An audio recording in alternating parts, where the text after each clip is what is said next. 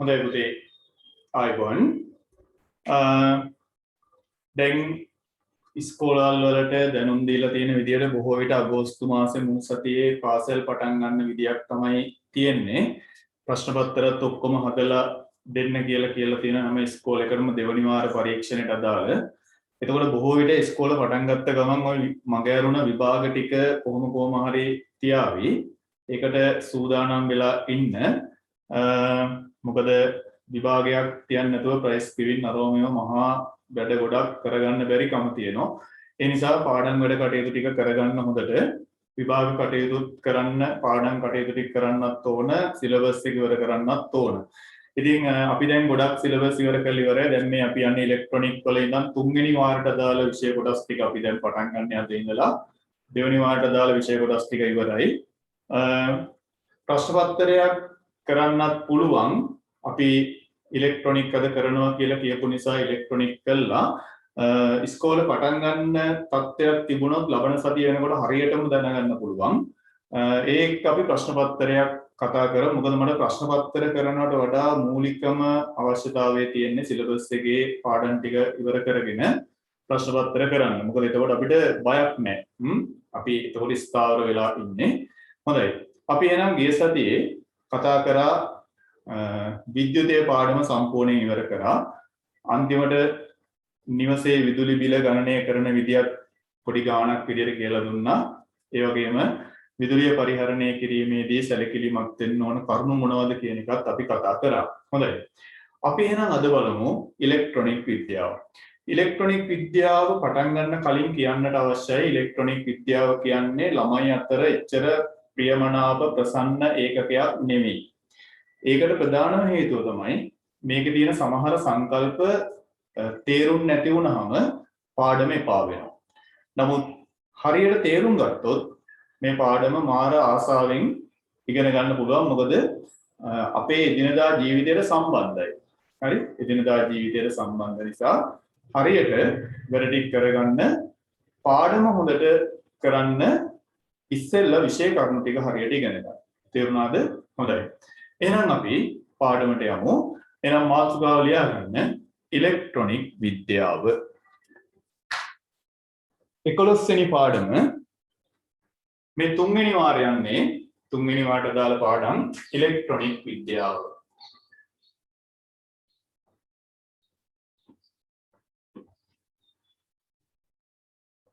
හොඳයි.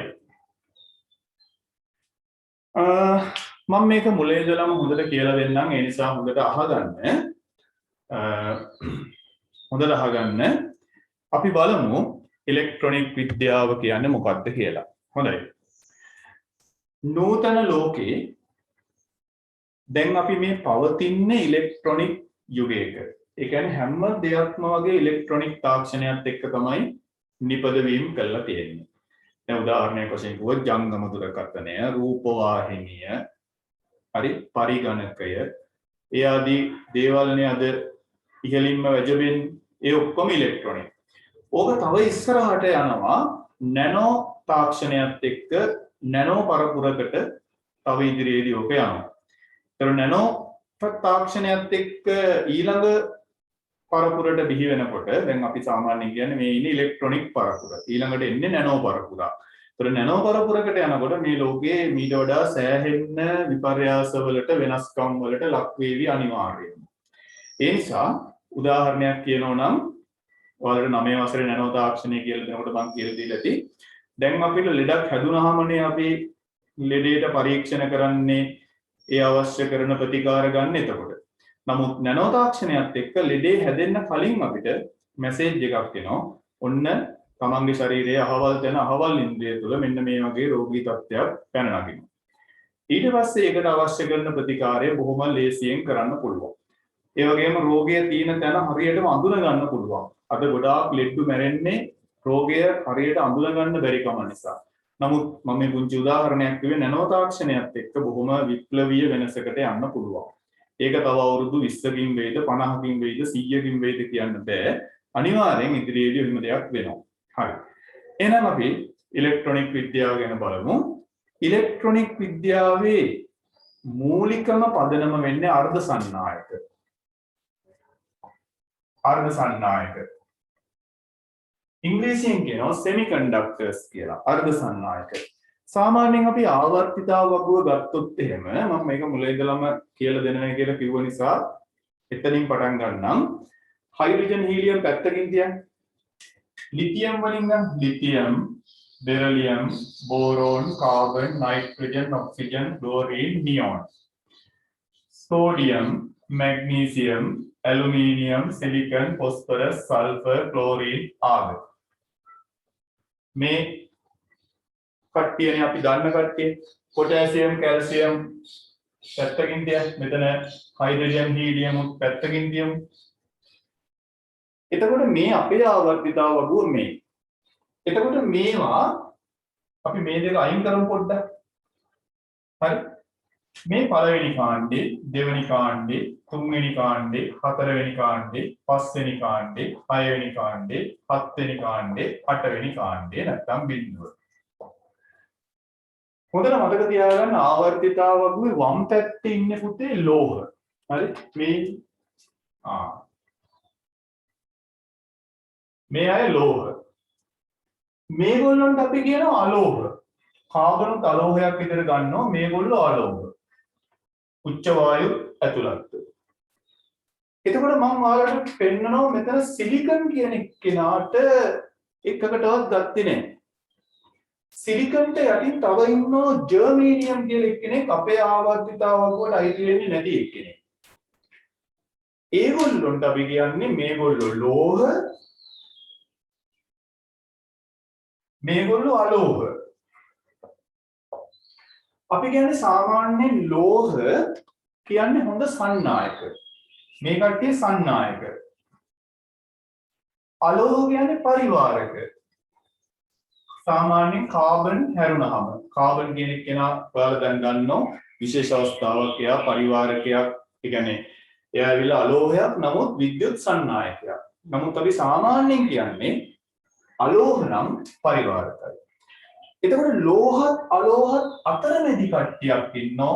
ඒගොල්ලෝ ඉන්නේ හොඳට මතක තියාගන්න හතරවෙනි කාණ්ඩේ. ආන්න ඒගොල්ලොන්ට කියනවා ලෝහයකට වඩා විද්‍යුත් සන්නායක ගුණය අඩුයි. අලෝහයකට වඩා විද්‍යුත් සන්නායක ගුණය වැඩි. ආන්න ඒගොල්ලොන්ට කියනවා අපි අර්ධ සන්නායක කියලා. එතකොට අපිට සාමාන්‍යයෙන් අර්ධ සන්නායක කියන්නේ මොනවද කියලා අහුවොත් අපි කියන්නේ සිලිකන්, ජර්මේනියම් කියන දෙන්න මතක තියාගන්න. ඒගොල්ලෝ තමයි අපි කියන්නේ සාමාන්‍ය අර්ධ සන්නායක වලට උදාහරණ වෙන්නේ. මේ පැත්ත ලෝහ, ඒගොල්ලෝ හොඳ සන්නායක. මේ පැත්ත අලෝහ, ඒගොල්ලෝ හොඳ පරිවාරක. මැද ඉන්න අය අර්ධ සන්නායක කියලායි අපි ඉලෙක්ට්‍රොනික විද්‍යාවේ හඳුන්වන්නේ. ඒතකොට මේ ඉලෙක්ට්‍රොනික විද්‍යාවේ අර්ධ සන්නායක මත තමයි සියල්ල ගොඩනැගෙන්නේ. ඒක අංක 1ටම මතක තියාගන්න ඕන. හරි? ඒ අතරින් සිලිකන් සහ ජර්මේනියම් තමයි මේ සඳහා බහුලවම යොදා ගන්න අර්ධ සන්නායක වෙන්නේ. තවත් අර්ධ සන්නායක තියෙනවා. කාබන්, සිලිකන්, ජර්මේනියම්, ඇන්ටිමනි, බිස්මත් වගේ යටට යනකොට තව අර්ධ සන්නායක තියෙනවා. නමුත් ඒවට වඩා අපි දන්න කියන විදිහට සිලිකන් සහ ජර්මේනියම් දෙන්න හොඳට මතක තියාගන්න. ඒව තමයි අපි අර්ධ සන්නායක මූලද්‍රව්‍ය කියලා හඳුන්වන්නේ. උතනින් තමයි ඉලෙක්ට්‍රොනික පටන් ගන්න. ඊට පස්සේ අපි බලමු අර්ධ සන්නායකයක් මාත්‍රණය කරනය කියන්නේ මොකද්ද? ඔව්. සාමාන්‍යයෙන් අපි ලෝහා ලෝහත් කියලා කියනවා පුතේ. ඔව්. ලෝහා ලෝහ කියලා අර්ධ සන්නායක වලට හඳුන්වන්න පුළුවන්. අපි මූලික කොටස් 4කට බෙදුවානේ ලෝහ, අලෝහ, ලෝහා ලෝහ, උච්ච වායු. ඒතකොට මෙතෙන්දී අපි ගොඩක් වෙලාවට ලෝහා ලෝහ කියන නම පාවිච්චි කරන්නේ නැතුව ඒ වෙනුවට අපි අර්ධ සන්නායක කියන නමක් පාවිච්චි කරනවා. ඒක තමයි සාමාන්‍යයෙන් වෙන්නේ. හරිනේ? එහෙනම් ලියාගමු. ලියන්න.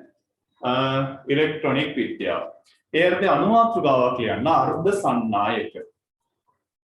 අනුමාත්‍රකාවක් ලියන්න අර්ධ සන්නායක. ඉලෙක්ට්‍රොනික විද්‍යාව කියලා ලියලා වරහන් ඒ කියන්නේ අනුමාත්‍රකාවක් ඉදිරියට ලියන්න අර්ධ සන්නායක. අර්ධ සන්නායක.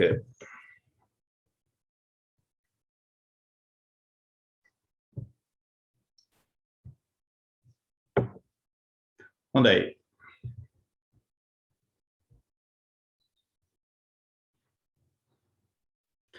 हाँ ලියන්න මෙහෙම ලියන්න ලෝහ සැලකූ විට ලෝහ මේ කට්ටිය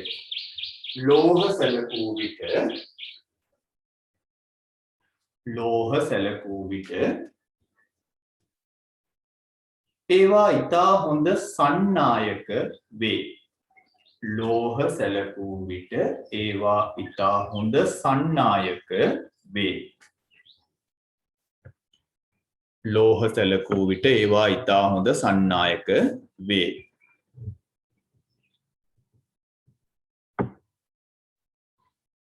ලෝහ සැලකූ විට ඒවා ඉතා හොඳ සන්නායක වේ.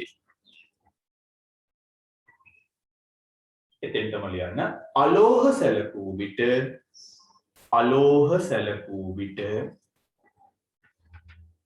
ඒවා ඉතා හොඳ පරිවාරක වේ. හැබැයි කාබන් හැර එක විශේෂයෙන් මතක තියාගන්න එක දන්න ඔයගොල්ලෝ අලෝහ සැලකූ විට ඒවා ඉතා හොඳ පරිවාරක වේ. ඔව් මෙතන පුතේ සාමාන්‍යයෙන් බෝරෝන් කියන එක්කෙනා මම ලෝහයක් විදියට ඒ රවුමේ දැම්මට බෝරෝන් ඇලුමිනියම් ඒවා සාමාන්‍යයෙන් අපි අර 10 වසරේ වර්ගීකරණය කරපු විදියට මෙතෙන්දි ගන්නෙ නෑ. මෙතෙන්දි පොඩ්ඩක් මතක තියාගන්න ආවර්තිතාවකේ වම් පැත්තෙන් ඉන්න කට්ටිය ලෝහ දකුණු පැත්තේ ඉන්න අය අලෝහ.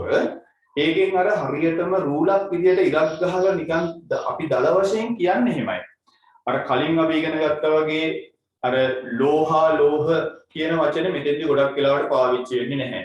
ඒතකොට මෙතෙන්දි බෝරෝන් කියලා කියන්නේ ඉලෙක්ට්‍රොනික විද්‍යාවේ ඉතාම වැදගත් එක්කෙනෙක්. ඊට පස්සේ තව මෙතන ඉන්න ෆොස්ෆරස් යටින් ආසනික් කියලා එක්කෙනෙක්. එයා ඉතාමත්ම වැදගත්. මෙන්න මේ හතරවෙනි කාණ්ඩයේ දෙපැත්තේ ඉන්න දෙන්නා බොහොම වැදගත් වෙනවා ඉලෙක්ට්‍රොනික විද්‍යාවේ. ඔව් දැන් මම මේ රවුම ඇතුලේ බෝරෝන් කියන එක්කෙනා මම අයින් කරන්නම්. බෝරෝන් කියන්නේ සාමාන්‍යයෙන් විදුලිය සන්නායනය කරන කෙනෙක්. අර කලින් විදියට මෙතෙන්දි ගන්න එපා. හරි? කලින් විදියට ලෝහ උච්ච වායු. ඒ විදියට ගන්න නැතුව අපි මෙතෙන්දි සාමාන්‍යයෙන් ගන්න හතරවෙනි කාණ්ඩේ පහලින් ඉන්නේ අර්ධ සන්නායක. ඊට වම් පැත්තෙන් ඉන්නේ ලෝහ, දකුණු පැත්තෙන් ඉන්නේ අලෝහ. දල වශයෙන් එහෙම හිතන්න බෝරෝන් කියන්නේ ලෝහයක් නෙමෙයි. ඇත්ත කතාව. හරි. මෙතෙන්දි ගන්න විද්‍යුත් සන්නායක පැත්තයි අපි ගන්න. හරිනේ? එහෙනම් එතකොට ලෝහ කියන්නේ ඉතා හොඳ සන්නායක, නමුත් අලෝහ කියන්නේ ඉතා හොඳ පරිවාරක. වෙනම රුලකින් ලියා ගන්න. ඒතර අපි ලිව්වේ ලෝහ ආවර්තිතාවකුවේ ලෝහ කියන්නේ ඉතා හොඳ සන්නායක, අලෝහ කියන්නේ ඉතා හොඳ පරිවාරක. නමුත් වෙනම රුලකින් ලිව්වක් කමන්නේ, ඒකටම ලිව්වක් කමන්නේ. නමුත් ලෝහ සහ අලෝහ අතරමැදි මූලද්‍රව්‍ය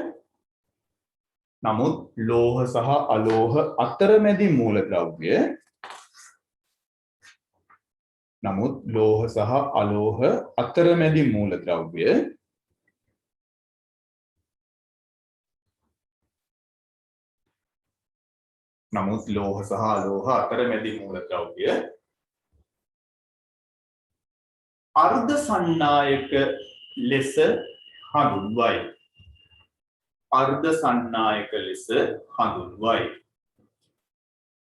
අර්ධ සන්නායක ලෙස හඳුන්වයි.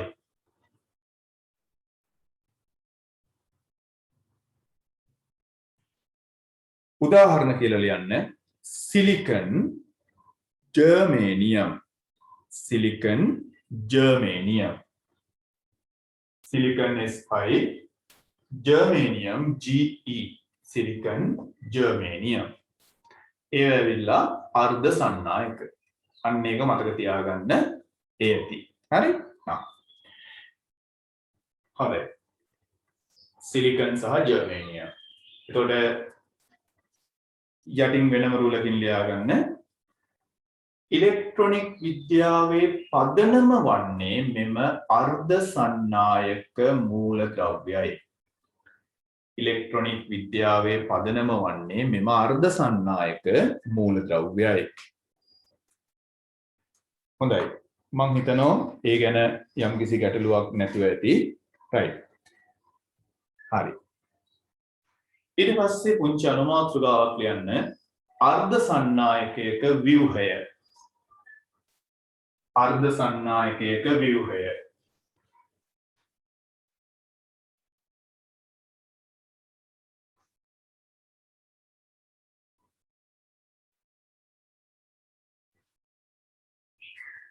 අර්ධ සන්නායකයක ව්‍යුහය. හොඳයි. ඔයාලා බන්ධන පාඩමේදී ඉගෙනගෙන තියෙනවා කාබන් සිලිකන් වගේ කට්ටියක තියෙන්නේ සහ සංයුජ බන්ධන. එතකොට අර්ධ සන්නායකයක ව්‍යුහය ගත්තොතින්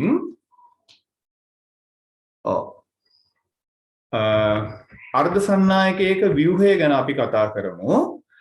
අන්තිමට මම කිව්වේ පුතේ ඉලෙක්ට්‍රොනික විද්‍යාවේ පදනම වන්නේ මෙම අර්ධ සන්නායක මූලද්‍රව්‍යයි කියන එක තමයි කිව්වේ. හරි.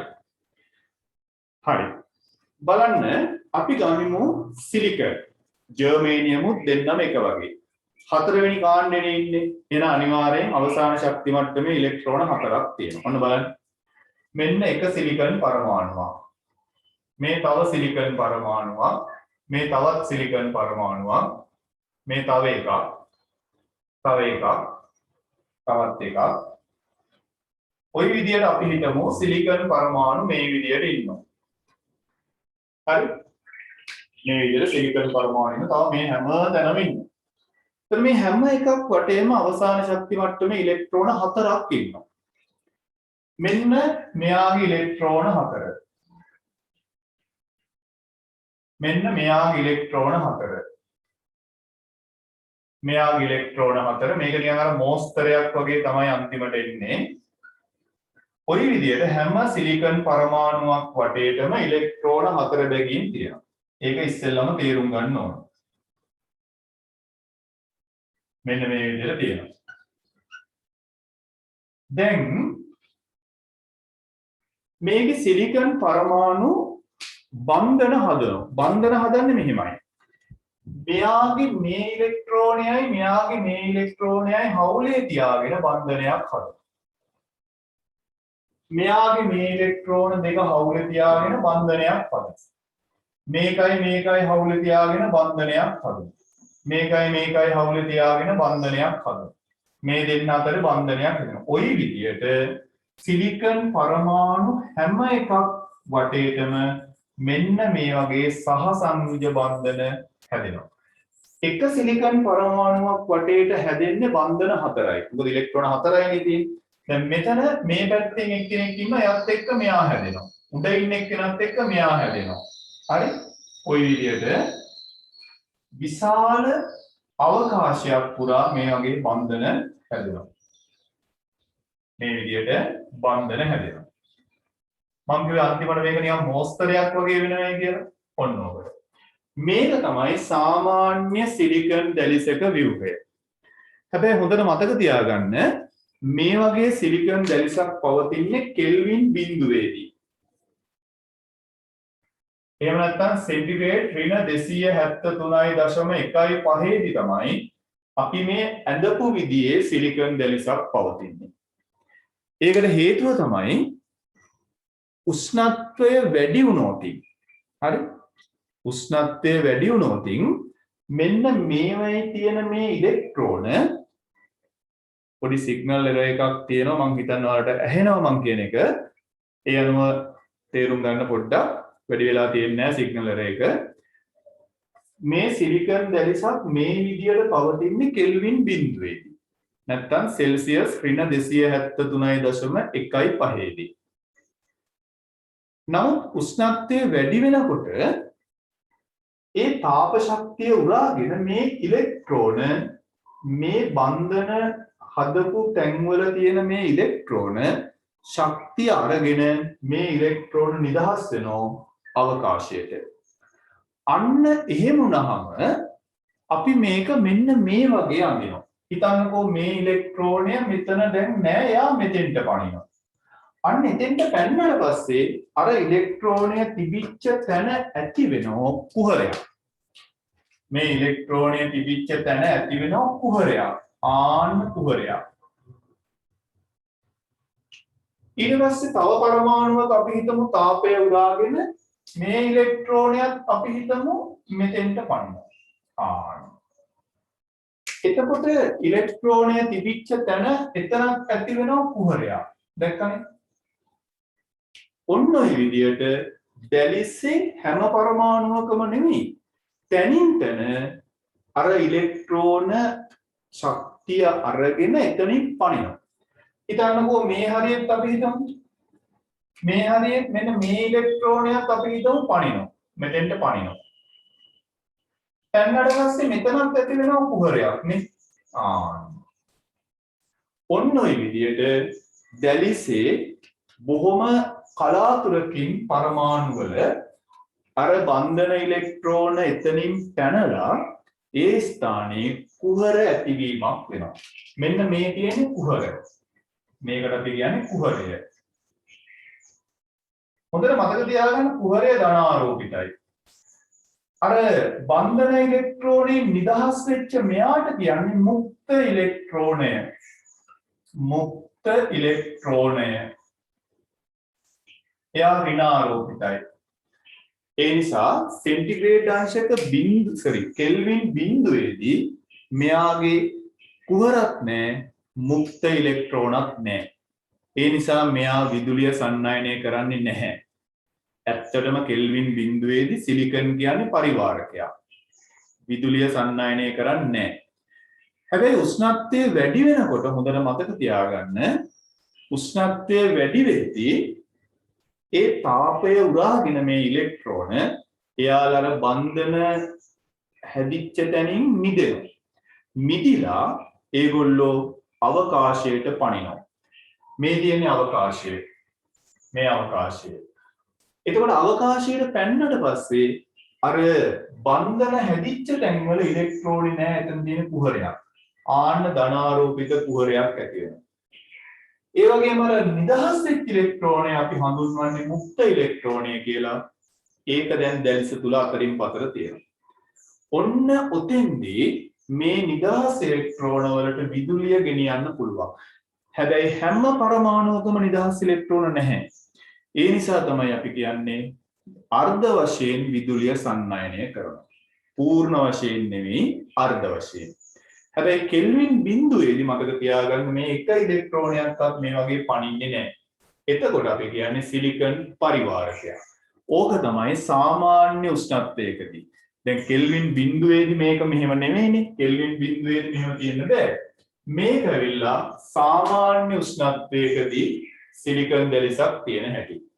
කෙල්වින් බිඳුවේදී සිලිකන් දැලිස මොන වගේද කියලා අහුවොත් මේ හැම එකක් වටේම ඉලෙක්ට්‍රෝන හතරක් තියෙන එක නිදහස් ඉලෙක්ට්‍රෝනයක්වත් නැහැ.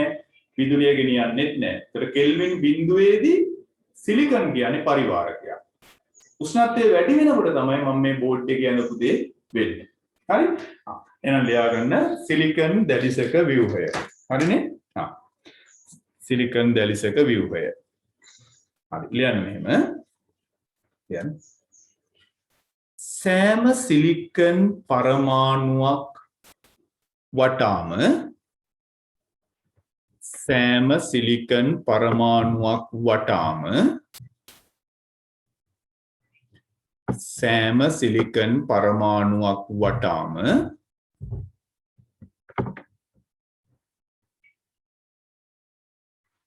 අවසාන ශක්ති මට්ටමෙහි සෑම සිලිකන් පරමාණුවක් වටාම සිග්නල් එරර් එකක් තියෙනවා පුතේ. ඔයාලට මම කියන එක ඇහෙනව නේද?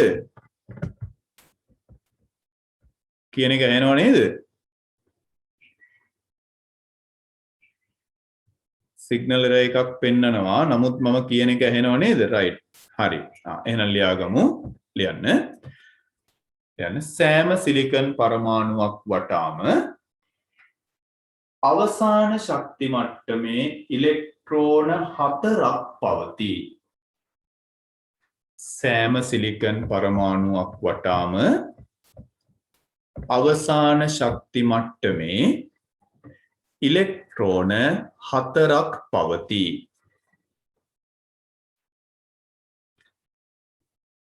ඒවා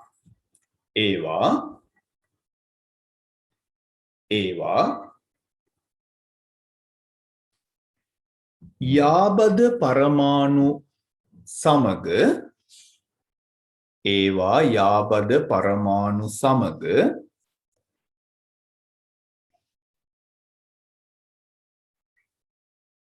ඒවා යාබද පරමාණු සමග සහ සංයුජ බන්ධන වලින් මම මේ මල් පෙති වගේ නිරූපණය කරලා තියෙන්නේ ඒවා සහ සංයුජ බන්ධන වලින් ඒවා යාබද පරමාණු සමග සහ සංයුජ බන්ධන වලින් බැඳී පවතී. ඒවා යාබද පරමාණු සමග සහ සංයුජ බන්ධන වලින් බැඳී පවතී. ඒවා යාබද පරමාණු සමග සහ සංයුජ බන්ධන වලින් බැඳී පවතී.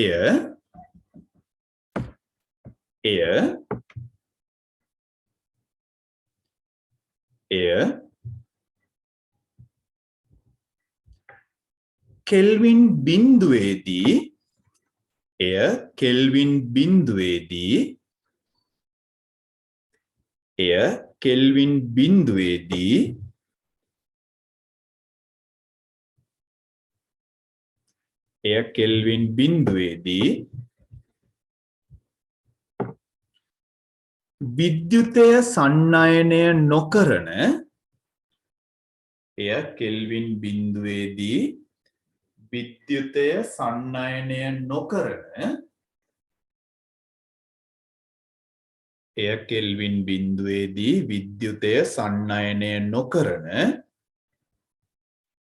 තත්වයක පවතී. කෙල්වින් බිඳුවේදී විද්‍යුතය සන්නයනය නොකරන තත්වයක පවතී. ඒ කියන්නේ එක නිදහස් ඉලෙක්ට්‍රෝනයක්වත් මේක ඇතුලේ නැහැ. ඒකයි විදුලිය සන්නයනය කරන්නේ නැත්තේ. හරි? විද්‍යුතය සන්නයනය නොකරන තත්වයක පවතී. හරි.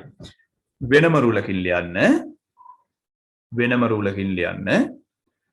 නමුත් දැන් විභාගෙදී අහුවොත් කෙල්වින් බිඳුවේදී සිලිකන් දැලිසක් විද්‍යුතය සන්නයනය කරනවද කියලා උත්තරේ නැත. මොකද නැත්තේ මේ එක ඉලෙක්ට්‍රෝනයක්වත් පුතේ කෙල්වින් බිඳුවේදී නිදහස් වෙලා නැහැ. මේ තියෙන නිදහස් ඉලෙක්ට්‍රෝන මේ ආන්නේව නැහැ. ඒ කියන්නේ කුහරක් නැහැ. එතකොට කීයටවත් නිදහස් ඉලෙක්ට්‍රෝන නැහැ කියන්නේ විදුලිය සන්නයනය කරන්න බෑ. හැබැයි ඒක වෙන්නේ කෙල්වින් බිඳුවේදී විතරයි. ඒක හොඳට මතක තියාගන්න. කෙල්වින් බිඳුවේදී සිලිකන් කියන්නේ පරිවාරකයක්.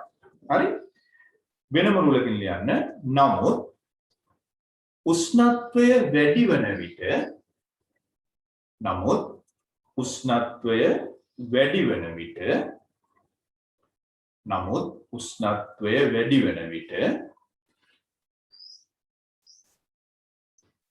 දැලිස තුල මේ සම්පූර්ණ ව්‍යුහයට අපි කියන්නේ දැලිස කියලා.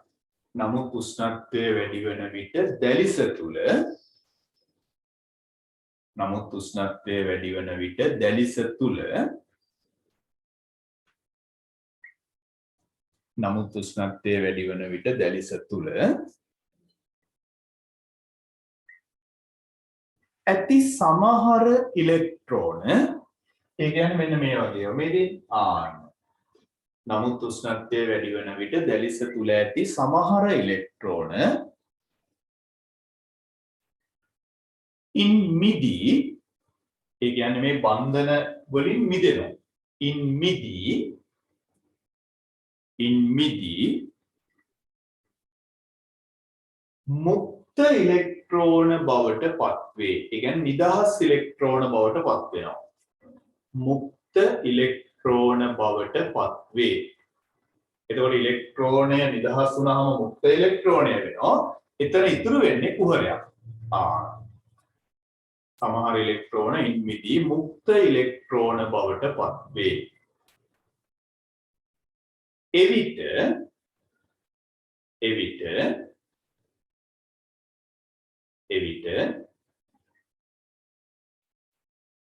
එවිට තරමක් දුරට විද්‍යුතය සන්නායනය කරයි. ඒ කියන්නේ සන්නායක තරම් ප්‍රබලව නැති වුණාට තරමක් දුරට විදුලිය සන්නායනය කරනවා. එවිට තරමක් දුරට විද්‍යුතය සන්නායනය කරයි.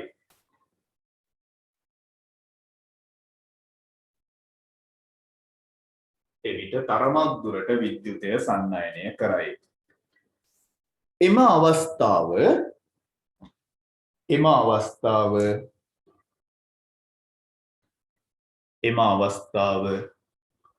පහත රූප සටහනින් දැක්වේ.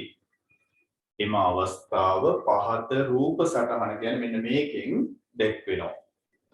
පහත රූප සටහනෙන් දැක්වේ. හරි. දැන් ලස්සනට සිලිකන් පරමාණු 9ක් අදින්න සමාන දුරින් හරි මේ අතර පරතර සමානව අදින්න පුළුවන් තරම් 9ක් ඇඳලා හැම එකක් වටේම ඉලෙක්ට්‍රෝන 4ක් ඇඳලා පැන්සලෙන් මේ වගේ මල් පෙට්ටි වගේ යා කරන්න. ඒ අතර දෙන්නේ 3 දෙනෙක්ගේ අර ඉලෙක්ට්‍රෝන අවකාශයට පනිච්ච අවස්ථා දෙකක් තුනක් ඇඳගන්න. ඉතින් ඉලෙක්ට්‍රෝනේ පැන්නට පස්සේ යා නිදහස් ඉලෙක්ට්‍රෝනයක් ඒවත් මුක්ත ඉලෙක්ට්‍රෝනයක් බවට පත් වෙනවා. ඉලෙක්ට්‍රෝනේ තිබිච්ච තැන හිස් කුහරයක් ඇති වෙනවා. ආන්න ඒක තමයි සාමාන්‍ය තත්ත්වයට සිලිකන් තියෙන විදිය. ඔය බෝඩ් එක බලලා බෝඩ් එක ටිකක් සිග්නල් අඩු වෙනකොට බෝඩ් එකේ ක්ලියර් එක අඩු වෙනවා. සාමාන්‍යයෙන් බලා ගන්න පුළුවන් මට්ටමක තියනවද පුතේ බෝඩ් එක පැහැදිලිද? සාමාන්‍යයෙන් අඳින්න පුළුවන් මට්ටමක තියෙනව නේද? හොඳයි. එහෙනම් ලස්සනට මේ රූපය ඇඳගන්න. මේ තිතක් වගේ තියෙන්නේ සිලිකන් I අකුරේ ඩොට් එක ඒක වටලවා ගන්න එපා. තිතක් වගේ තියෙන්නේ I අකුරේ ඩොට් එක. කතිර වලින් මම ඉලෙක්ට්‍රෝන ඇඳේ නිසා කතිර වලින් ලස්සනට මේක ඇඳගන්න. හරි. ටක් ගාලා ඇඳ ගන්නවද?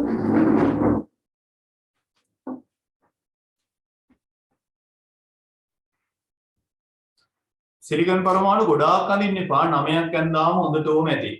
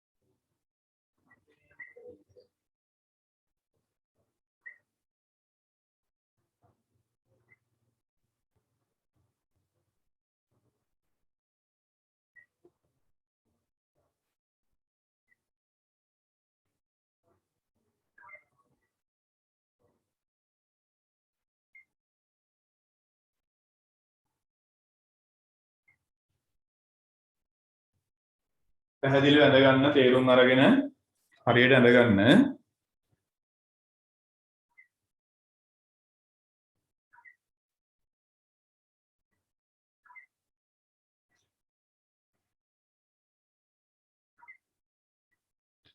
නම් කරගන්න අර රතු පාටින් පෙන්නලා තියෙන ඉලෙක්ට්‍රෝනය තිබුණ තැන එතන කුහරයක් ඇති වෙන්නේ දැන්. තිබිච්ච ඉලෙක්ට්‍රෝනය තමයි අවකාශයට ගිහින් තියෙන්නේ. එතන ඇති වෙන්නේ දැන් මුක්ත ඉලෙක්ට්‍රෝනයක්. නිදහස් ඉලෙක්ට්‍රෝනයක් කියන එක තමයි මුක්ත ඉලෙක්ට්‍රෝනය කියලා අපි කියන්නේ.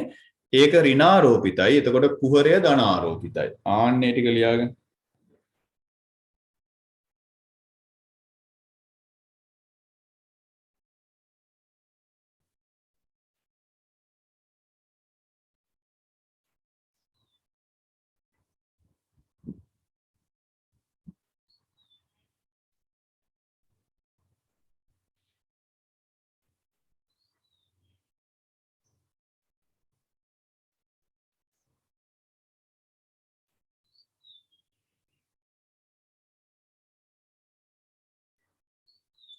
ඉවරයිද?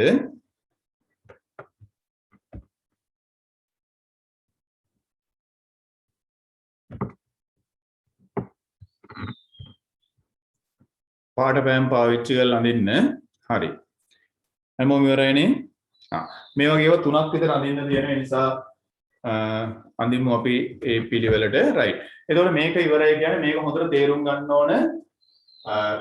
මේ ඉලෙක්ට්‍රෝන ශක්තිය ලබාගෙන තමයි මෙතනින් පනින්නේ. මෙතන තමයි මෙයා හිටියේ මෙතන එතනින් පැන්න මෙතෙන්ට. නිකම් පනින්නේ නැහැ. තාපය අරගෙන තමයි පනින්නේ. ඒ නිසා උෂ්ණත්වය වැඩි කරනකොට සන්නායකතාවය වැඩි වෙනවා අර්ධ සන්නායකවල.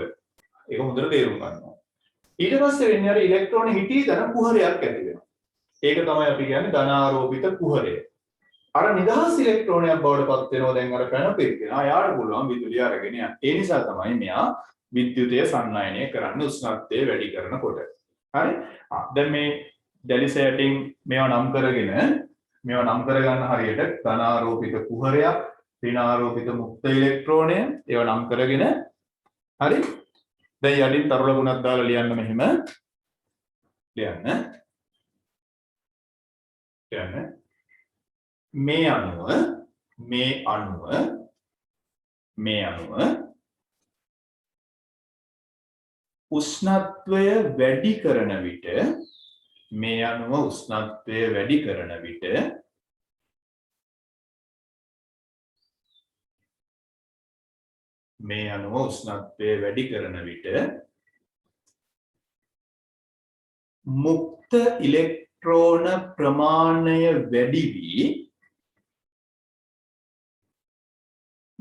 උෂ්ණත්වය වැඩි කරන විට මුක්ත ඉලෙක්ට්‍රෝන ප්‍රමාණය වැඩි වී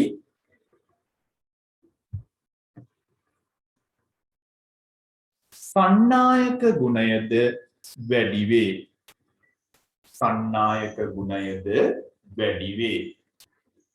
මුක්ත ඉලෙක්ට්‍රෝන ප්‍රමාණය වැඩි වෙලා සන්නායක ගුණය වැඩි වෙනවා අර්ධ සන්නායකයක උෂ්ණත්වය වැඩි කරනකොට. මේ අණුව උෂ්ණත්වය වැඩි කරන විට මුක්ත ඉලෙක්ට්‍රෝන ප්‍රමාණය වැඩි වී සන්නායක ගුණයද වැඩි වේ. ඕක තමයි අර්ධ සන්නායකයක සිද්ධ වෙන්නේ උෂ්ණත්වය වැඩි කරනකොට ඔන්න ඔය දේ වෙනවා. හැබැයි කෙල්වින් බිඳුවේදී මේ එකක්වත් මේ තැන් වල නැහැ. ඔක්කොම බන්ධන ඉලෙක්ට්‍රෝන විතරයි විදුලිය ගමන් කරන්නේ නැහැ. ඒක හොඳට තේරුම් ගන්න ඕන. හරි. ඊට පස්සේ අනුමාත්‍රිකාවක් ලියා ගන්න. මේක තමයි සාමාන්‍ය සිලිකන් ජර්මේනියමුත් මේමම තමයි. සිලිකන් එක විතරක් GE වෙනවා. සංකේතය විතරයි වෙනස් වෙන්නේ. අනිත් ඒවා ඔක්කොම ওই විදියම තමයි. ඊළඟට මාත්‍රිකාවක් ලියා ගන්න. ලියන්න මාත්‍රණය කිරීම. මාත්‍රිකාවක් ලියා ගන්න මාත්‍රණය කිරීම. මාත්‍රණය කිරීම. හරි. මෙන්න මේවා හරි වැදගත්. හොඳට අහගන්න. right. මාත්‍රණය කිරීම. හොඳයි. right. ඔයාලට පුතේ ආයතන වලට මුදල් ගෙවීම කරෝතින් මං හිතන්නේ රුපියල් 1000ක් වගේ මුදලක් ගෙවන්න වෙනවා ඒගොල්ලොන්ට. ඒ නිසා ආයතන වලට මුදල් ගෙවීමක් කරන්නේ නැතුව account එකට මුදල් ගෙවීම කරා නම් ඔයාලට එතනින් යම්කිසි වාසියක් තියෙනවා. ඒ වගේම තාම සමහර දරුවෝ ඉන්නෝ මාස 2-3ක සල්ලි ගෙවපු නැති ළමයි මං කවුරුවත් පන්තියෙන් අයින් කරන්නේ නැහැ. පුළුවන් වෙලාවක ගෙවලා මට රිසිට් එක එවන්න නැත්නම් ආයතනයකට ගෙවුවා නම් කාඩ් එක එවන්න මම ඔයාලට කියනවා ආයතන වලට ගෙවන්න යන්න එපා නිරපරාධ රුපියල් 150 200ක් වැඩිපුර ගෙවනවා තේරුමක් නැතුව සමහර ළමයි ඔක දන්නේ නැහැ ගෙවල ඉවරලා මගෙන් අහනවා කෝල් කරලා සර් පන්ති ගාස්තු වැඩි වුණාද කියලා නැහැ ආයතන වලට ගෙවුවාම තමයි ඒක වෙන්නේ ඒ වගේම ආයතනයකට ගෙවුවා නම් අනිවාර්යෙන් කාඩ් එක ඉල්ල ගන්න කාඩ් එක ඉල්ලගෙන මට ඒක ෆොටෝ එකක් එවන්න WhatsApp එකට එහෙම එවපු නැති ළමයි කීප දෙනෙක් ඉන්නවා පන්ති ගාස්තු ගෙවපු නැති විදියට තමයි සටහන් වෙන්නේ එහෙම නොතින් හොඳේ අනිවාර්යෙන් එවන්න ඒ වගේම තාමත් ගෙව්වේ නැත්නම් ඔයගොල්ලෝ දන්නවනේ මගෙන් ඕනනම් අහන්න මාස කීයක ගෙවලා නැද්ද කියලා මම එතකොට විස්තර ටික කියන්නම් හැබැයි කිසිම ළමයෙක් මම එළියට දාන්නේ නැහැ පන්තියෙන් මොකද ඒ දේ කරන්න බෑ ඉතින් ඒකෙන් ඔයාලා නොගෙව ඉන්න එපා ඒක හරි නෑනේ හරි පුළුවන් වෙලාවක ගෙවන්න ගෙවලා මට රිසිට් එක ගෙවන්න හරි මාතෘකාව ලියාගන්න මාත්‍රණය හොඳයි මාත්‍රණය කියන්නේ මෙන්න මේකට මෙච්චරයි හොඳට අහගන්න මාත්‍රණය කියන්නේ මේ වගේ දැලිස තුල ඉලෙක්ට්‍රෝන දෙක තුනක් නිදහස් වෙලා විදුලිය යම්තාක් දුරකට ගෙනියන්න පුළුවන් බව ඇත්ත මේ විදිහට ඉලෙක්ට්‍රෝන දෙක තුනක් නිදහස් වෙලා විදුලිය යම්තාක් දුරකට ගෙනියන්න පුළුවන් ඒක ඇත්ත හැබැයි ඒ යන ප්‍රමාණය ගොඩක් මදි ඒ විදිහට ඉලෙක්ට්‍රෝන වලින් විදුලිය ගෙනියන එක ඇත්තටම මදි. ඔව් සිග්නල් එරර් එකක් එනවා පුතේ ආපහු.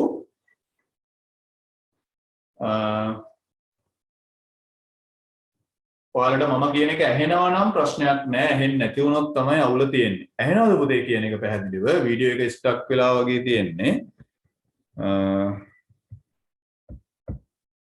ඔව්. කියන එක ඇහෙන්නේ නෑ. හරි ඔව් සිග්නල් ගොඩක් අඩු වුණා එකපාරටම ඔව් සමහර වෙලාවට ඇහෙන්නේ නැති ගතියක් පෙන්නනවා හරි රයිට් හරි ඔව් සවුන්ඩ් එකත් ස්ට්‍රක් වෙනවා සිග්නල් අවුල එනකොට හරි දැන් මෙහෙමයි දැන් හොඳට අහගන්න පොඩ්ඩක් අපරයක් දෙන්න හරි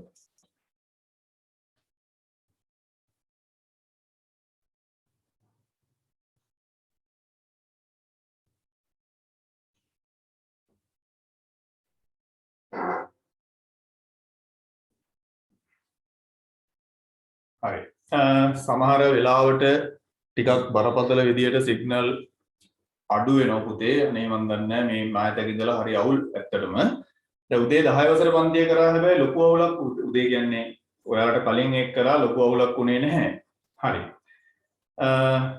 තාමත් ඇහෙන්නේ නැද්ද පුතේ කියන එක හරියට කියන එක පැහැදිලිව ඇහෙන්නේ නැද්ද කියන එකත් ඇහෙන්නේ නැත්නම් වැඩේ අවුල් ඔව් දැන් හරිනේ හරි දැන් එහෙනම් බලාගන්න සාමාන්‍යයෙන් දැන් හොඳට අහගන්න මාත්‍රණය කියලා කියන්නේ මෙච්චරයි සාමාන්‍ය සිලිකන් දැලිසක් සාමාන්‍ය උෂ්ණත්වයේදී මේ විදිහට තමයි තියෙන්නේ මම මේ බෝඩ් එකේ අඳපු විදිහට තමයි සිලිකන් දැලිසක් සාමාන්‍ය උෂ්ණත්වයේදී පවතින්නේ හැබැයි මේක මේ විදිහට ඉලෙක්ට්‍රෝන දෙක තුනක් තැනින් තැන නිදහස් වුණාට ඒක විදුලිය ගෙනියන්න තරම් ලොකුවට ප්‍රමාණවත් වෙන්නේ නැහැ. ඒ කියන්නේ ඉලෙක්ට්‍රොනික විද්‍යාවේ අවශ්‍යතාවයට ගැලපෙන විදිහට විදුලිය ගමන් කරන්නේ නැහැ. ඉලෙක්ට්‍රෝන දෙක තුනක් නිදහස් උණයි කියලා. අන්න ඒ නිසා අර්ධ සන්නායකයක් මේ මට්ටමින් විද්‍යුතය සන්නායනය කරන ප්‍රමාණය ඉලෙක්ට්‍රොනික විද්‍යාවට කිසිසේත්ම ගැලපෙන්නේ නැහැ. ඔන්න ওই හේතුව නිසා විද්‍යාඥයෝ මොකද්ද කරන්නේ මේකේ නිදහස් ඉලෙක්ට්‍රෝන ප්‍රමාණය වැඩි කරගන්න. එහෙම නැත්නම් කුහර ප්‍රමාණය වැඩි කරගන්න. හොඳට මතක තියාගන්න නිදහස් ඉලෙක්ට්‍රෝන වැඩි වුණත් කුහර ප්‍රමාණය වැඩි වුණත් විදුලිය සන්නායනය කරන්න පුළුවන් හැකියාව වැඩි වෙනවා. ඒ නිසා විද්‍යාඥයන් ක්‍රම දෙකක් අනුගමනය කරනවා. නිදහස් ඉලෙක්ට්‍රෝන ප්‍රමාණය වැඩි කිරීම කරන්නත් පුළුවන් කුහර ප්‍රමාණය වැඩි කිරීම කරන්නත් පුළුවන්. ওই දෙකෙන් මොන එක කරත් සන්නායකතාවය වැඩි වෙනවා. අන්න එහෙම වැඩි කරන්න නම් මේකට වෙනත් මූලද්‍රව්‍ය එකතු කරන්න වෙනවා. මේ සාමාන්‍ය සිලිකන් දැලිස අපි මේ විදියට ඇන්දේ සංශුද්ධ සිලිකන්.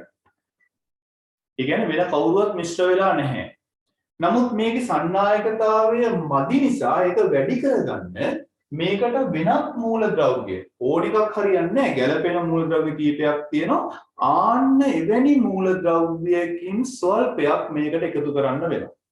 එකතු කරලා ඉතාම ඉහළ උෂ්ණත්වයකට ද්‍රව වෙනකම් රත් කරනවා.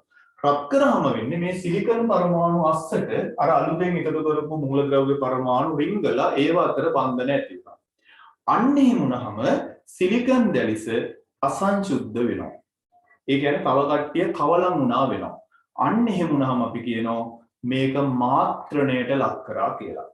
ඒ මාත්‍රණය ලක් කරාට පස්සේ වෙනත් මූලද්‍රව්‍ය කවලම් වෙච්ච නිසා අපි මේකට කියන්නේ බාහ්‍ය අර්ධ සන්නායකයක් කියලා. සම්පූර්ණ සිලිකන් විතරක් නම් අපි කියන්නේ නිසංග අර්ධ සන්නායකයක්. දැන් මේ අපි යන්නේ නිසංග. මේකට කියන්නේ නිසංග අර්ධ සන්නායකයක්. නිසංග. නමුත් මේක කවලම් කරාට පස්සේ වෙනත් මූලද්‍රව්‍යයක් අපි ඒකට කියන්නේ අසංශුද්ධයි. එතකොට අපි කියනවා මේකට බාහ්‍ය අර්ධ සන්නායකයක් කියලා.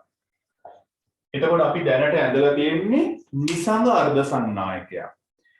දැන් මාත්‍රණය කරාට පස්සේ අපි අඳින්නේ බාහ්‍ය අර්ධ සන්නායකයක්. දැන් ඔන්න හොඳට අහගන්න. දැන් අපි මේ අඳපු අර්ධ සන්නායක මේ සිලිකන් දැලිසේ ඉන්නේ සිලිකන් පරමාණු විතරමයි. ඒ නිසා මේකට කියනවා නිසංග අර්ධ සන්නායකයක් කියලා කියනවා. හරිද? හැබැයි එතෙන්දී ඉලෙක්ට්‍රෝන නිදහස් වෙච්ච ප්‍රමාණය බොහොම අඩුයි. ඒ නිසා විදුලිය සන්නායනය කරන ප්‍රමාණය ඉතාම අඩු මට්ටමක තියෙනවා. ඒක ඉලෙක්ට්‍රොනික විද්‍යාවට ප්‍රමාණවත් වෙන්නේ නැහැ. අන්න ඒ නිසා විද්‍යාඥයෝ මේකේ ඉලෙක්ට්‍රෝන, ඒ කියන්නේ විදුලිය සන්නායනය කරන ප්‍රමාණය වැඩි කිරීමට විවිධ උපක්‍රම යොදනවා.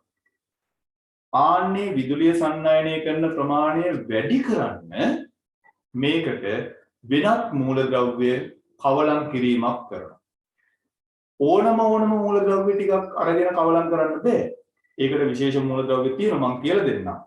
අන්නේ මූලද්‍රව්‍ය ස්වල්පයක් ප්‍රමාණයක් එකතු කරලා මේක කවලම් කරගත්තට පස්සේ කවලම් කරනවා කියන්නේ මේක ඉහළ උෂ්ණත්වයක රත් කරලා ද්‍රව කරනවා. ආන්න එහෙම කරාට පස්සේ අපි මේකට කියනවා මේකේ දැන් සිලිකන් වලට අමතරව වෙනත් මූලද්‍රව්‍යයක් ඉන්නවා. එතකොට අපි මේකට කියන්නේ බාහ්‍ය අර්ධ සන්නායකයක් කියලා. අන්න ඒක හඳුන්වනවා මාත්‍රණය කරනවා කියලා. මාත්‍රණය. හොඳට මතක තියාගන්න සිලිකන් ඉන්නේ 4 වෙනි කාණ්ඩේ. සිලිකන් ඉන්නේ 4 වෙනි කාණ්ඩේ. හරිද? 4 වෙනි කාණ්ඩේ තමයි සිලිකන් ඉන්නේ. සිලිකන් ජර්මේනියම් දෙන්නා. මීට මේ පැත්තෙන් 3 වෙනි කාණ්ඩේ ඉන්නෝ බෝරෝන්. ඊට පස්සේ ඉන්න ඇලුමිනියම් වගේ කට්ටිය. මේ පැත්තෙන් ඉන්න 6 වෙනි කාණ්ඩේ. එතන ඉන්නෝ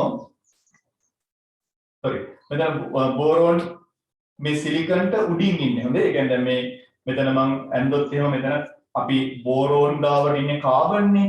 ඇලුමිනියම් ගාව සිලිකන් ඊට පස්සේ ජර්මේනියම්.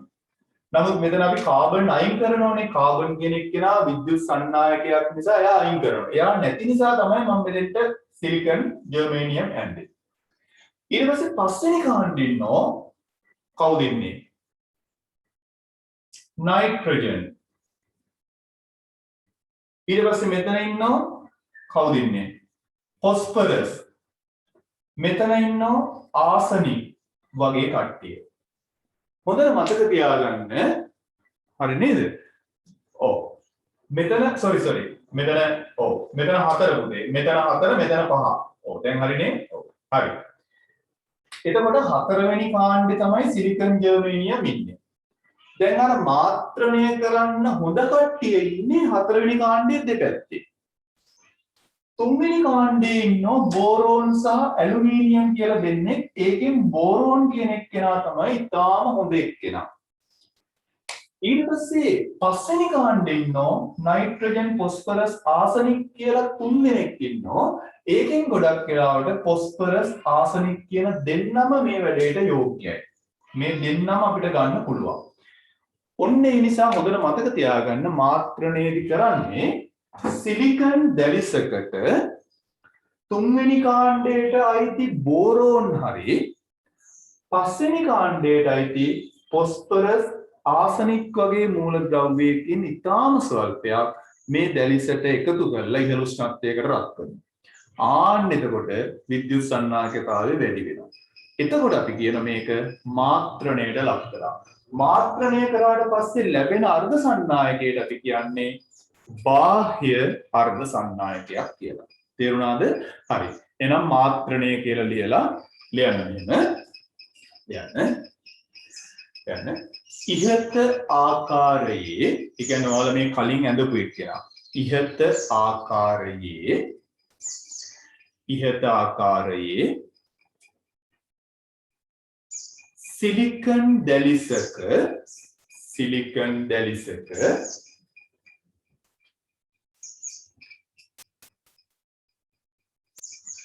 ඉහත ආකාරයේ සිලිකන් දැලිසක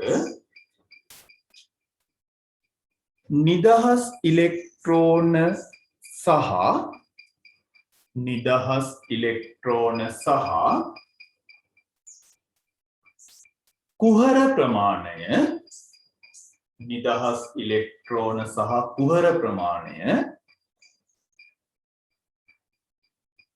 අඩු අගයක් ගන්නා නිසා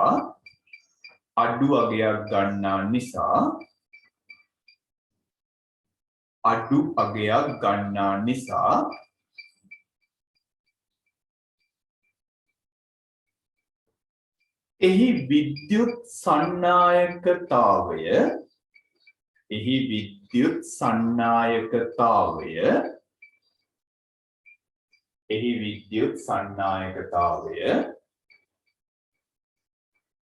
ප්‍රමාණවත් නොවේ.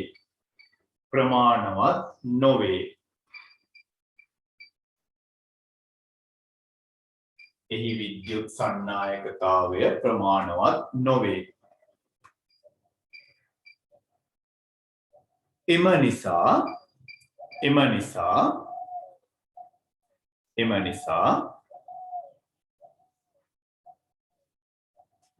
තුන්වන කාණ්ඩයට අයත් රෝම ඉලක්කම් 3 එම නිසා තුන්වන කාණ්ඩයට අයත්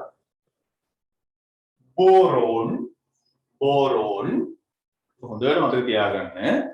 තුන්වන කාණ්ඩයට අයත් බෝරෝන්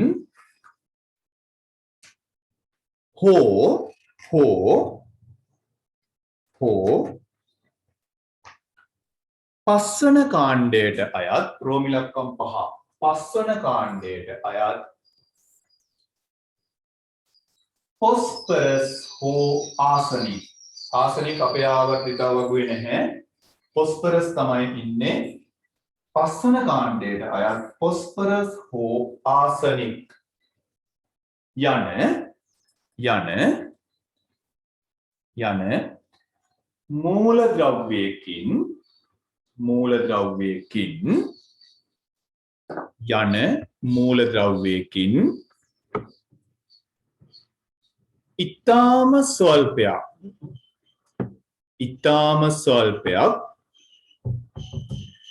යන මූලද්‍රව්‍යයකින් ඉතාම ස්වල්පයක්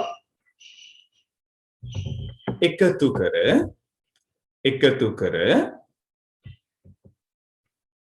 කර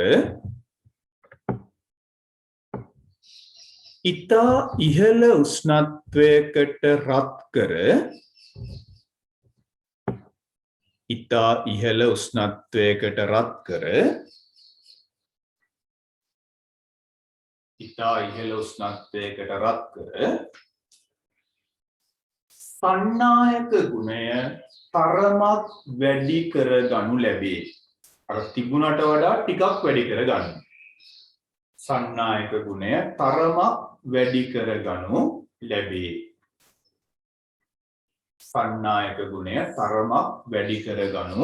ලැබේ. මෙම ක්‍රියාවලිය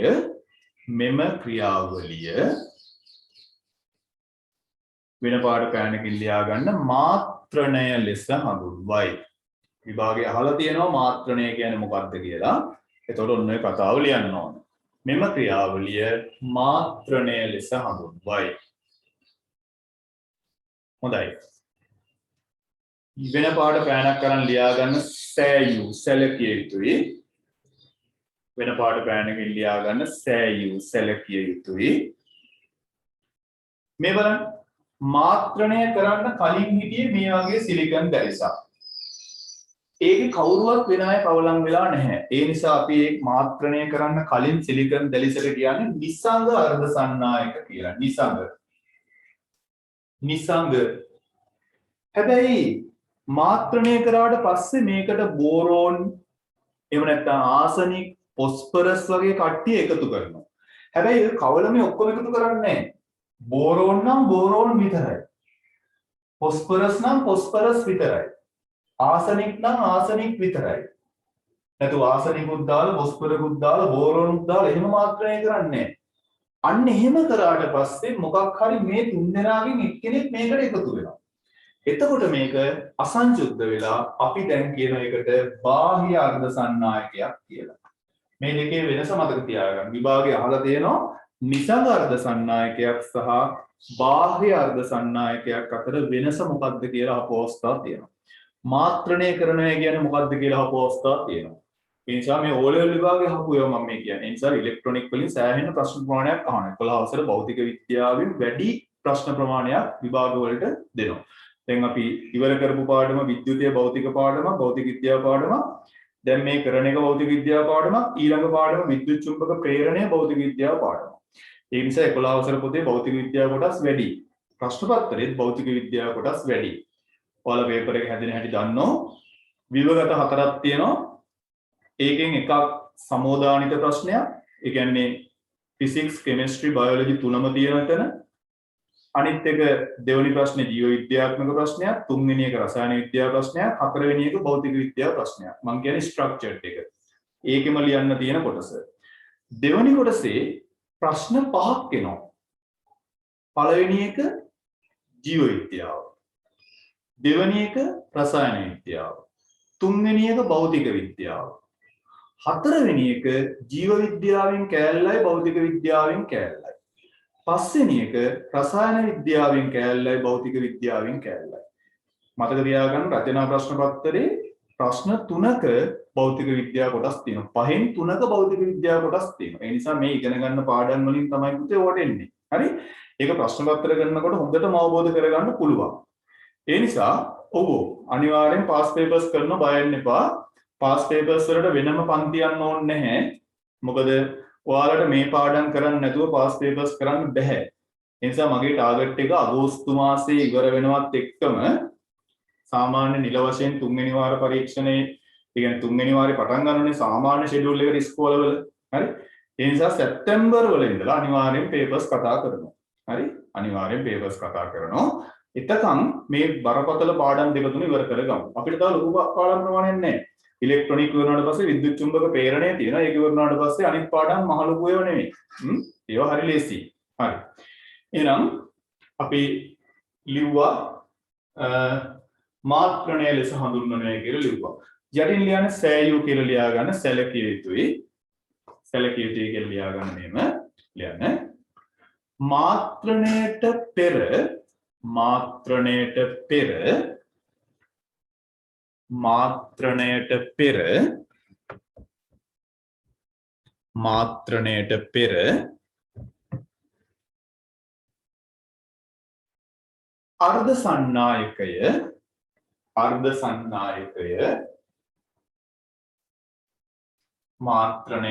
අර්ධ සන්නායකය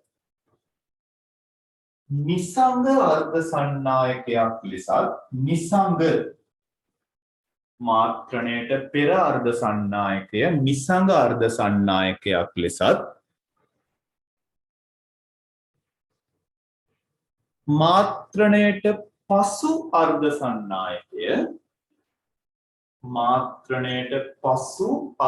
සන්නායකයක් ලෙසත්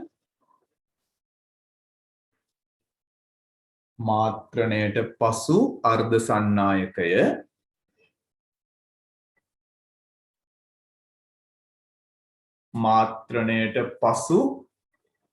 අර්ධ සන්නායකය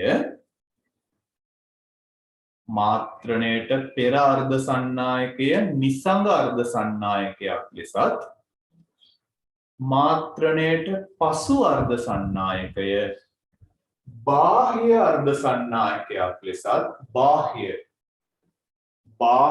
අර්ධ සන්නායකයක් ලෙසත් හඳුන්වයි.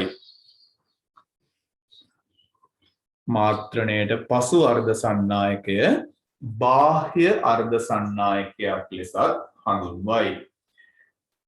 මම දැන් සමහර එක පැත්තක කරන්ට් එක ගියා මොකක් හරි එකපාරට ඩෝම් දාලා ළමයි 4-5 කඩු වුණා. හරි. ඔව්. දැන් මාත්‍රණයට පෙර තියෙන අර්ධ සන්නායකය තමයි අපි මේ යන්නේ. මේකට කියන්නේ නිසංග අර්ධ සන්නායකය. මාත්‍රණය කරාට පස්සේ අර්ධ සන්නායකයට අපි කියන්නේ බාහ්‍ය අර්ධ සන්නායකය. පැහැදිලිනේ? හරි. එහෙනම් ඔන්න ඕක තමයි මාත්‍රණය කියලා කියන්නේ. හරි. ඊට පස්සේ ලියන්න චූටි අනුමාත්‍රකාවක් ලියන්න. සිලිකන් දැලිසක් බෝරෝන් වලින් මාත්‍රණය කිරීම. සිලිකන් දැලිසක් බෝරෝන් වලින් මාත්‍රණය කිරීම. දැන් හොඳට බලාගන්න. සිලිකන් දැලිසක් බෝරෝන් වලින් මාත්‍රණය කරන්නේ කොහොමද කියලා අපි බලමු. හරි. දැන් හොඳට බලන්න. හොඳයි. සිලිකන් දැලිසක් බෝරෝන් වලින් මාත්‍රණය කිරීම. සිලිකන් දැලිසක් බෝරෝන් වලින් මාත්‍රණය කිරීම. right. දැන් හොඳට අහගන්න මේ තියෙන්නේ සිලිකන් දැලිසක්. හරිද? මේ සිලිකන් දැලිසේ අපි හිතමු කෙල්වින් බිඳුවේ එක්කෙනා තමයි මේ පෙන්නන්නේ. එතකොට එකක්වත් කොහේවත් නිදහස් ඉලෙක්ට්‍රෝන මොකක්වත් නැහැ. නිදහස් ඉලෙක්ට්‍රෝන මොකක්වත් නැහැ. මේ විදිහට දැලිස පවතිනවා. හරිද? මම මේ කියන්නේ කෙල්වින් බිඳුවේදී. මේ විදිහට දැලිස පවතිනවා. හැබැයි කෙල්වින් බිඳුවේදී විදුලිය සංායනය කරන්නේ නැහැ. මෙහෙම බන්ධන ඉලෙක්ට්‍රෝන තිබිලා විදුලිය සංායනය කරන්න බෑ. අනිවාර්යයෙන්ම නිදහස් ඉලෙක්ට්‍රෝන තියෙනවා. දැන් ඔන්න මෙයා මාත්‍රණය කරන්නේ කාගෙන්ද? බෝරෝන් වලින්. හොඳට මතක තියාගන්න තුන්වෙනි කාණ්ඩයේ තමයි බෝරෝන් ඉන්නේ. බෝරෝන්. බෝරෝන්ගේ අවසාන ශක්ති මට්ටමේ ඉලෙක්ට්‍රෝන 3යි තියෙන්නේ. 1යි 2යි 3යි. දැන් ඔන්න හිතන්න දැන් මේකට බෝරෝන් ස්වල්පයක් දාලා ඉතාම ඉහළ උෂ්ණත්වයක රත් කරාම මොකද්ද වෙන්නේ? සිලිකන් පරමාණු අස්සට බෝරෝන් පරමාණු ගමන් කරනවා. ඔන්න හිතන්න දැන් මේ මැද තියෙන සිලිකන් පරමාණුව දැන් අයින් වෙලා එතෙන්ට බෝරෝන් පරමාණුවක් ආවා කියලා හිතන්න. දැන් ඔන්න මම මෙතන අදිනවා බෝරෝන්. බෝරෝන් ඉන්නෝ මෙතන.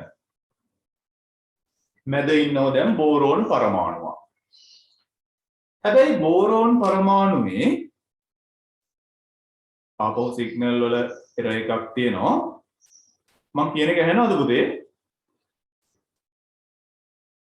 කියන එක පැහැදිලිව ඇහෙනව නම් ගැටලුවක් නැහැ.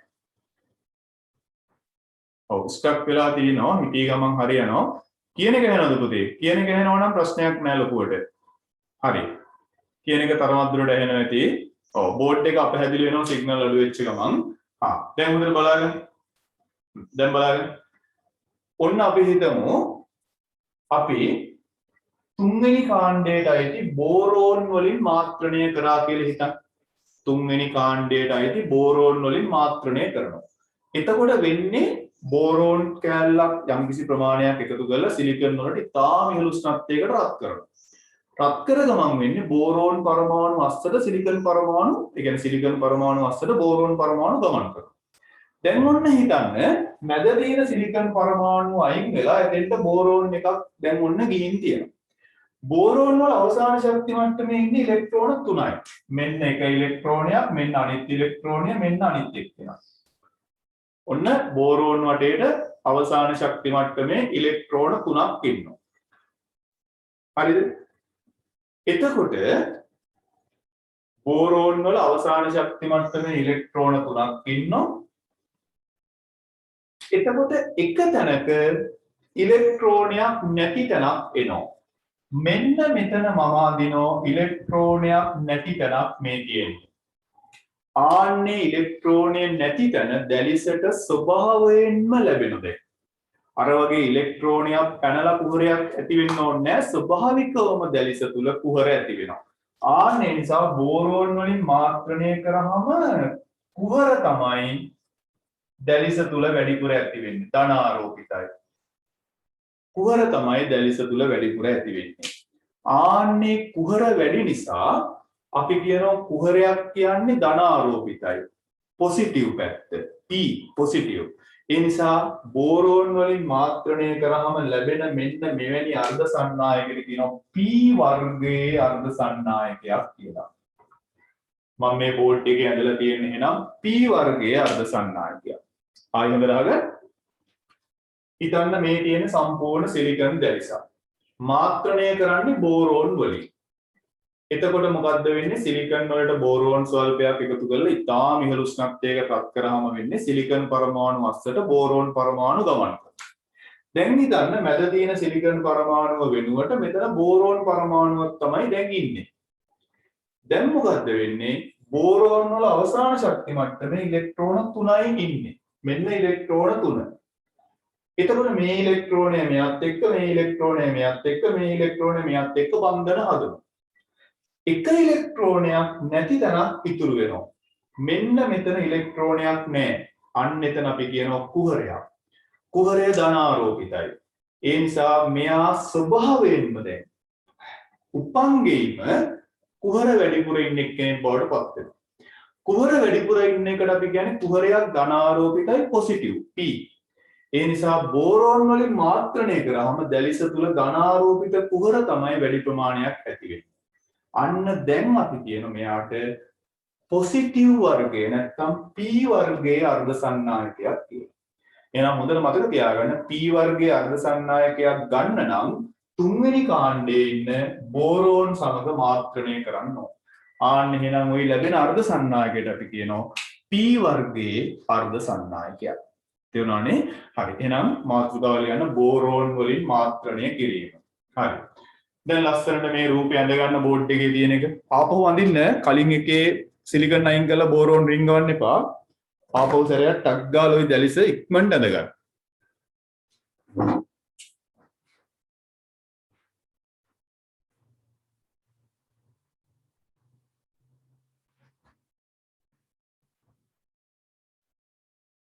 ලස්සනට අඳින්න.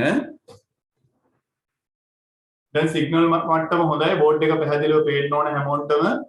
බෝඩ් එක පේනව නේද පුතේ හැමෝටම? right.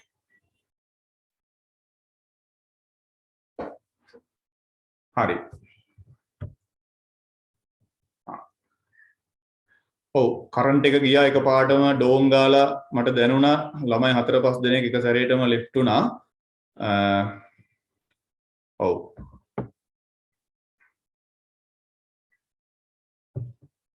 හරි. කරන්ට් එක ගිය එකට මම ඔයාලට සාධාරණයක් කරන්නම්. මම වීඩියෝ එක එවන්නම්.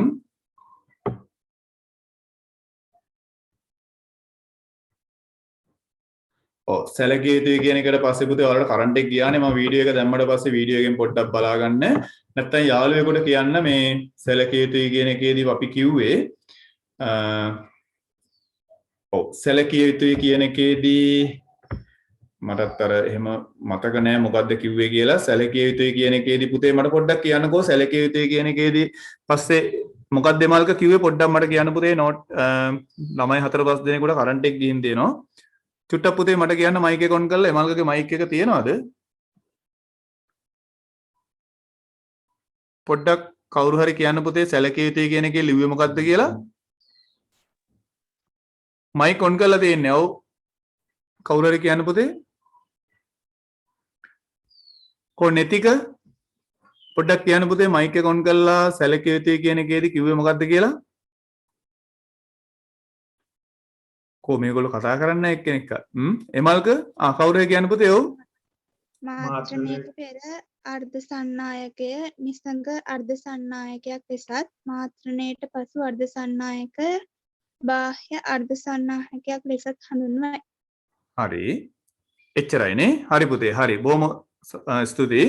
හරි ඒක ලියා ගන්න පුතේ. සැලකිය යුතුයි කියන තැන මාත්‍රණයට පෙර අර්ධ සන්නායකය නිසං අර්ධ සන්නායකයක් ලෙසත් මාත්‍රණයට පසු අර්ධ සන්නායකය බාහ්‍ය අර්ධ සන්නායකයක් ලෙසත් හඳුන්වයි කියලා ලියලා ඊට පස්සේ මාතෘකාව ලිව්වා සිලිකන් දැලිසක් බෝරෝන් වලින් මාත්‍රණය කිරීම කියලා ලියලා ඔන්න ඔය බෝඩ් එකේ තියෙන එක අඳින්න කියලා තමයි කිව්වේ.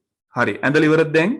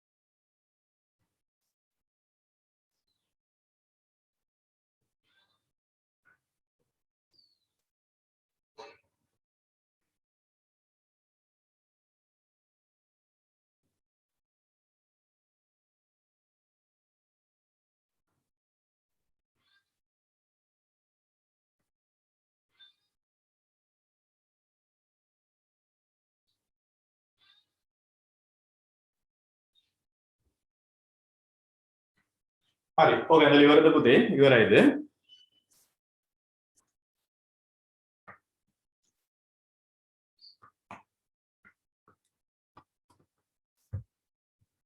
ඉවරයිනේ. හරි බෝරෝන් වෙන පාඩකින් අඳින්න. හැමෝම ඉවරයිද? රයිට්. හරි. ධනාරෝපිත කුහරයක් ඇති වෙනවා කියන එක ලියලා තියෙනවා. මොකද බෝරෝන් වල ඉලෙක්ට්‍රෝන 3යි තියෙන්නේ අවසාන ශක්ති මට්ටමේ. එතකොට ඉබේම දැලිස ඇතුලේ කුහරයක් ඇති වෙනවා. හොඳට මතක තියාගන්න කුහර වැඩිවීමත් විද්‍යුත් සන්නායකතාවයේ වැඩිවීමට හේතුවක්.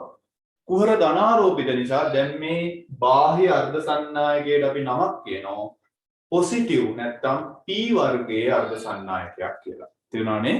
P වර්ගයේ අර්ධ සන්නායකයක්. හරි එහෙනම් ලියාගන්න. ලියන්න. සෑයු කියලා ලියා මේ sorry දැලිසට යටින් ඕකට යටින් ලියන්න මෙහෙම සැලකිය යුතුයි කියලා ලියන්න ඕනේ නැහැ නිකන් ලියා ගන්න මෙහෙම ලියන්න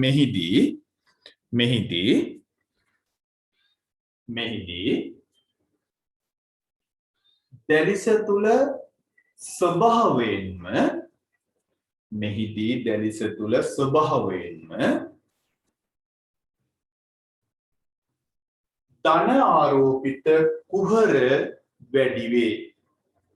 මෙහිදී දැලිස තුල ස්වභාවයෙන්ම ධන ආරෝපිත කුහර වැඩි වේ.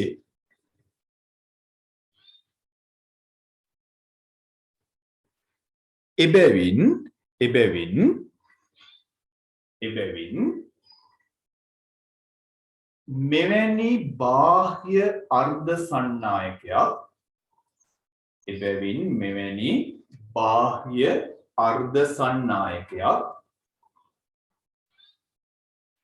මෙවැනි බාහ්‍ය අර්ධ සන්නායකයක් P වර්ගයේ අර්ධ සන්නායකයක් ලෙස හඳුන්වයි. P වර්ගයේ පොසිටිව් P වර්ගයේ අර්ධ සන්නායකයක් ලෙස හඳුන්වයි. එබැවින් මෙවැනි බාහ්‍ය වර්ගයේ අර්ධ සන්නායකයක් P වර්ගයේ අර්ධ සන්නායකයක් ලෙස හඳුන්වයි. ඕක තමයි බෝරෝන් වලින් මාත්‍රණය කරාම ලැබෙන දේ. හරි. ඊට පස්සේ අනුමාත්‍රකාවක් ලියන්න. සිලිකන් දැලිසක් පස්වන කාණ්ඩයේ ඉන්න ෆොස්ෆරස් වලින් මාත්‍රණය කිරීම. අපි ඉස්සෙල්ලා ලිව්වේ සිලිකන් දැලිසක් බෝරෝන් වලින් මාත්‍රණය කිරීමනේ තුන්වෙනි කාණ්ඩයේ ඉන්න. දැන් බලමු සිලිකන් දැලිසක් පස්වෙනි කාණ්ඩයේ ඉන්න ෆොස්ෆරස් වලින් මාත්‍රණය කිරීම. හරි?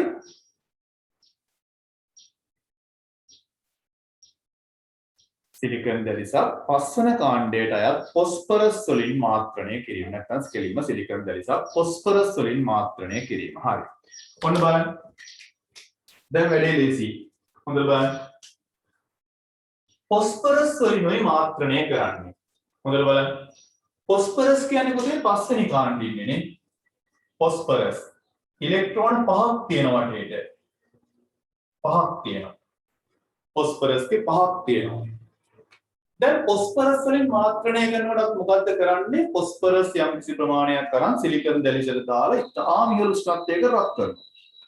එතකොට මොකද්ද වෙන්නේ? phosphorus පරමාණු අර සිලිකන් පරමාණු අස්සට රිංග ගන්නවා. ඔන්න හිතන්න දැන් මෙතන phosphorus පරමාණුවක් තමයි දැන් ඉන්නේ කියලා හිතන්න. මැද්දට රිංග ගන්නවා පස්වෙනි කාණ්ඩයට අයිති phosphorus කෙනෙක්. P phosphorus. ඔන්න phosphorus පරමාණුවක් දැන් උතෙන්ට ඉන්නවා. දැන් phosphorus වටේ ඉලෙක්ට්‍රෝන 5ක් ඉන්නවා. 1යි 2යි 3යි මෙතන 1යි 4යි අපි හිතමු මෙන්න මෙතනත් එක්කෙනෙක් ඉන්න 5යි. දැන් ඉලෙක්ට්‍රෝන 5ක් හිටියට බන්ධන හදන්න පුළුවන් ඉලෙක්ට්‍රෝන 3කට විතරයි. 4කට විතරයි. ඉලෙක්ට්‍රෝන 5ක් හිටියට බන්ධන හදන්න පුළුවන් මේ 4 දෙනාට විතරයි. මෙන්න මෙතන ඉලෙක්ට්‍රෝනයක් ඉන්නවා. ඒ ඉලෙක්ට්‍රෝනයට බන්ධන හදන්න බෑ. එයාට අපි කියනවා මුක්ත. මුක්ත කියන්නේ මිදුණු කියන එක, නිදහස් වූ කියන එක. හැබැයි මෙතන නිදහස් වෙලා තියෙන්නේ කොහෙන්වත් පැනලාවිල්ලා නෙමෙයි, ස්වභාවයෙන්ම නිදහස් වෙලා තියෙනවා. මුක්ත ඉලෙක්ට්‍රෝනයක් නැත්නම් නිදහස් ඉලෙක්ට්‍රෝනයක්. ඒක ඍණ ආරෝපිතයි. ඍණ ආරෝපිතයි. ඒ නිසා දැලිස තුල ස්වභාවයෙන්ම ඍණ ආරෝපිත මුක්ත ඉලෙක්ට්‍රෝන ඇති වෙනවා.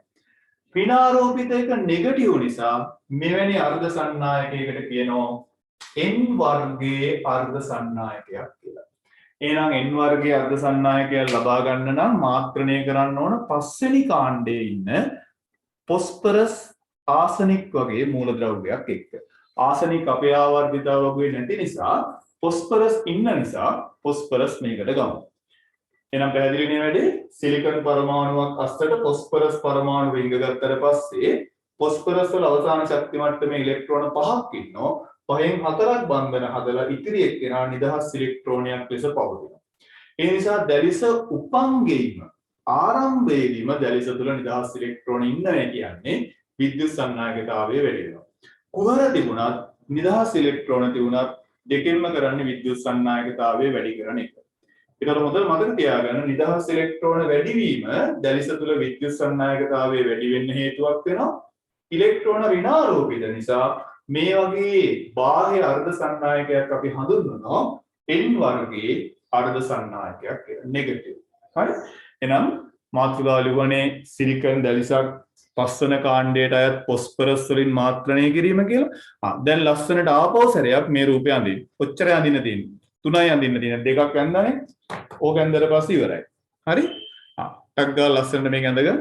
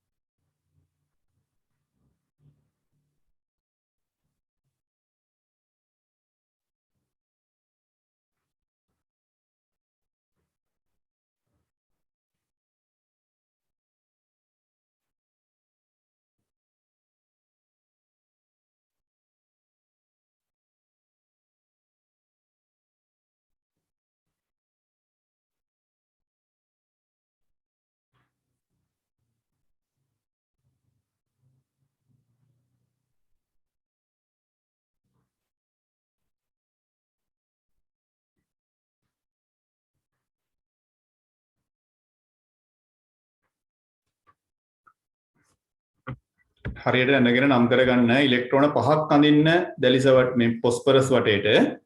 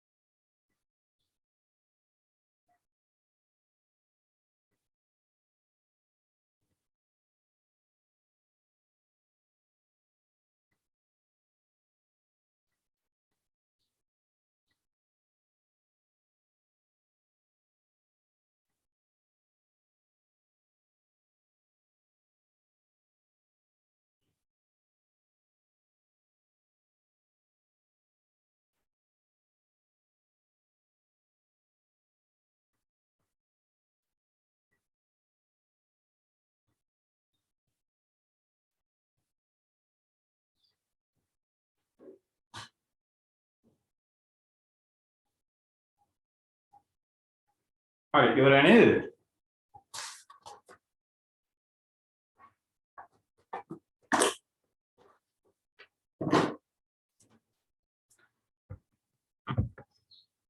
ඉවර නම් මට කියන්න. බලන්න පොස්පරස් වටේට ඉලෙක්ට්‍රෝන 5ක් ඇඳලාද කියලා බලන්න 4ක් බන්ධන හදනවා එකක් නිදහසේ ඉන්න එක නිදහස් ඉලෙක්ට්‍රෝනයක් නැත්නම් මුක්ත ඉලෙක්ට්‍රෝනයක් කියලා මතක තියාගන්න. හරි.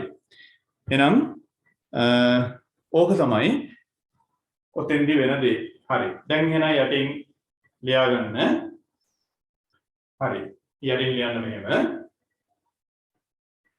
ඔව් යටින් ලියන්න. මේක ඇඳලා ඉවර වෙලා යටින් ලියන්න.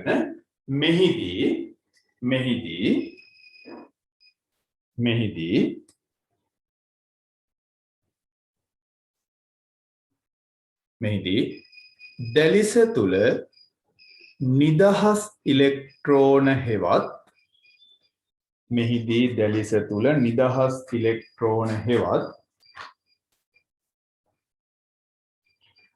මුක්ත ඉලෙක්ට්‍රෝන ඇතිවේ. මෙහිදී දැලිස තුල නිදහස් ඉලෙක්ට්‍රෝන හෙවත් මුක්ත ඉලෙක්ට්‍රෝන ඇතිවේ. මෙහිදී දැලිස තුල නිදහස් ඉලෙක්ට්‍රෝන හෙවත් මුක්ත ඉලෙක්ට්‍රෝන ඇතිවේ.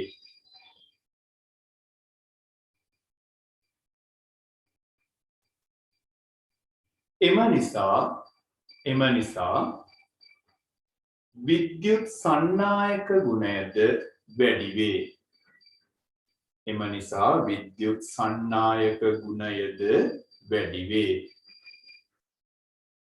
එම නිසා විද්‍යුත් සන්නායක ගුණයද වැඩි වේ. එම නිසා විද්‍යුත් සන්නායක ගුණයද වැඩි වේ. වෙනම රුලකින් ලියාගන්න. ඔව් ලියන්න ඕන මෙහිදී දැලිස තුල නිදහස් ඉලෙක්ට්‍රෝන හෙවත් මුක්ත ඉලෙක්ට්‍රෝන වැඩි වේ. එම නිසා විද්‍යුත් සන්නායක ගුණයද වැඩි වේ. වෙනම රුලකින් ලියන්න.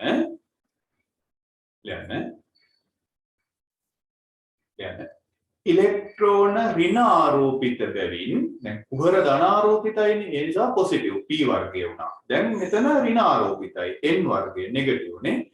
ලියන්න ඉලෙක්ට්‍රෝන ඍණ ආරෝපිත බැවින්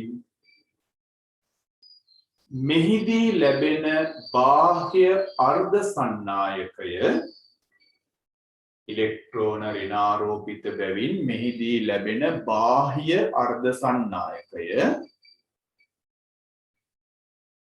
ඉලෙක්ට්‍රෝන ඍණාරෝපිත බැවින් මෙහිදී ලැබෙන බාහ්‍ය අර්ධ සන්නායකය වෙන පාඩ පෑනකින් ලියන n වර්ගයේ අර්ධ සන්නායකයක් ලෙස හඳුන්වයි. n වර්ගයේ අර්ධ සන්නායකයක් ලෙස හඳුන්වයි. n වර්ගයේ අර්ධ සන්නායකයක් ලෙස හඳුන්වයි. හරි. ඔන්න වැදගත්ම තියරි තුනක් කරලා ඉවරයි. සාමාන්‍ය අර්ධ සන්නායකයක් කියන්නේ මොකක්ද? ඒක කොහොමද පවතින්නේ? ඒ වගේම මාත්‍රණය කියන්නේ මොකක්ද? මාත්‍රණයෙන් පස්සේ මොකක්ද වෙන්නේ?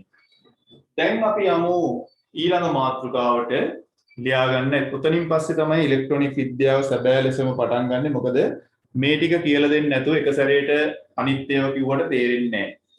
හරි. මාතෘකාවක් ලියාගන්න.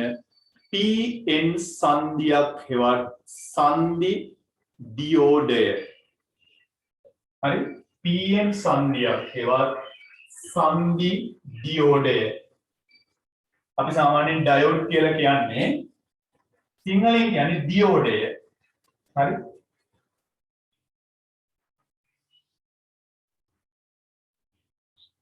මාතෘකාව ලියන වැදගත් මාතෘකාවක් pn සංදියක් හෙවත්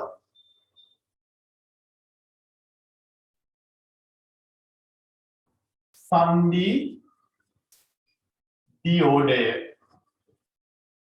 අපි සාමාන්‍යයෙන් ඩයෝඩ් කියලා කියන්නේ ඩයෝඩ් එක pn සංදියක් හෙවත් සංදි දියෝඩය. මෙතන දියන්න තියෙනවා නේ d. pn සංදියක් හෙවත් සංදි දියෝඩය අපි සාමාන්‍යයෙන් බොහොම ප්‍රසිද්ධ ඩයෝඩ් එක. හරි.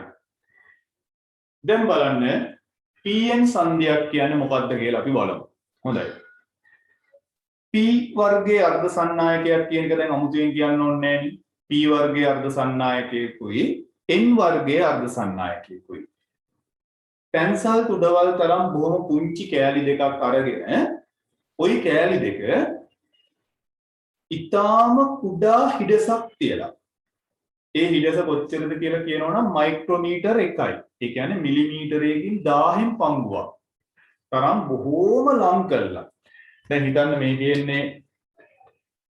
තියෙන්නේ p වර්ගයේ අර්ධ සන්නායක කැබැල්ල, මේ තියෙන්නේ n වර්ගයේ අර්ධ සන්නායක කැබැල්ල. මේ දෙක ඊටාම ලං කළා එකකට එකක් ගෑවෙන්නේ නැති වෙන්න ආසන්න කළා පාස් කරනවා. අන්න එතකොට ලැබෙනවා pn සංදිය. අපි දැන් බලමු pn සංදිය මොන වගේද කියලා. ඔන්න බලන්න. මේ තියෙන්නේ p වර්ගයේ අර්ධ සන්නායක කැබැල්ල කියලා හිතන්න. මේ තියෙන්නේ p. මේ තියෙන්නේ n වර්ගයේ අර්ධ සන්නායක කැබැල්ල. n. හරිද? ඔන්න ඔය විදිහට දෙන්න ඉන්නවා. p වර්ගයයි n වර්ගයයි. දැන් ඔයාලා දන්නවා p වර්ගයේ එක්කෙනාගේ තියෙන්නේ කුහර. p වර්ගයේ එක්කෙනාගේ තියෙන්නේ කුහර. පොසිටිව් නේ. එහෙනම් මම කුහර ටික අඳින්නම් රතු පෑනේ. ඔන්න බලන්න. මෙයාගේ තියෙන්නේ කුහර. හරි. අපි මේ විදිහට කුහර ටික අඳිමු. හරි. මම නිකන් මේ විදිහට තේරුම් ගන්න අඳින්නම්. ඔන්න මෙයාගේ වැඩිපුර තියෙන්නේ කුහර. n වර්ගයේ එක්කෙනාගේ තියෙන්නේ නිදහස් ඉලෙක්ට්‍රෝන, මුක්ත ඉලෙක්ට්‍රෝන. මෙන්න තියෙනවා මුක්ත ඉලෙක්ට්‍රෝන. සමානව අපි අඳිමු. මෙන්න මේ විදිහට තමයි p වර්ගයේ අර්ධ සන්නායක කැබැල්ල සහ n වර්ගයේ අර්ධ සන්නායක කැබැල්ල අභ්‍යන්තර වශයෙන් පවතින්නේ. එතකොට මේ දෙක ලං කරනවා. මෙතන හිඩසක් තියෙනවා. හිඩස කොච්චර බලයක්ද? 10 ඍණ 3යි මිලිමීටර්. ඒ කියන්නේ මයික්‍රොමීටර් 1ක්. ඒ කියන්නේ කෙස් ගහකටත් වඩා පළලින් ඝනකමින් අඩු හිඩසක් තමයි තියෙන්නේ. ආන් මෙහෙම තියලා විද්‍යුත් වශයෙන් මේක එකට සම්බන්ධ, ඒ කියන්නේ විදුලිය ගමන් නොකරන විදියට පාස් වීමක් කරනවා.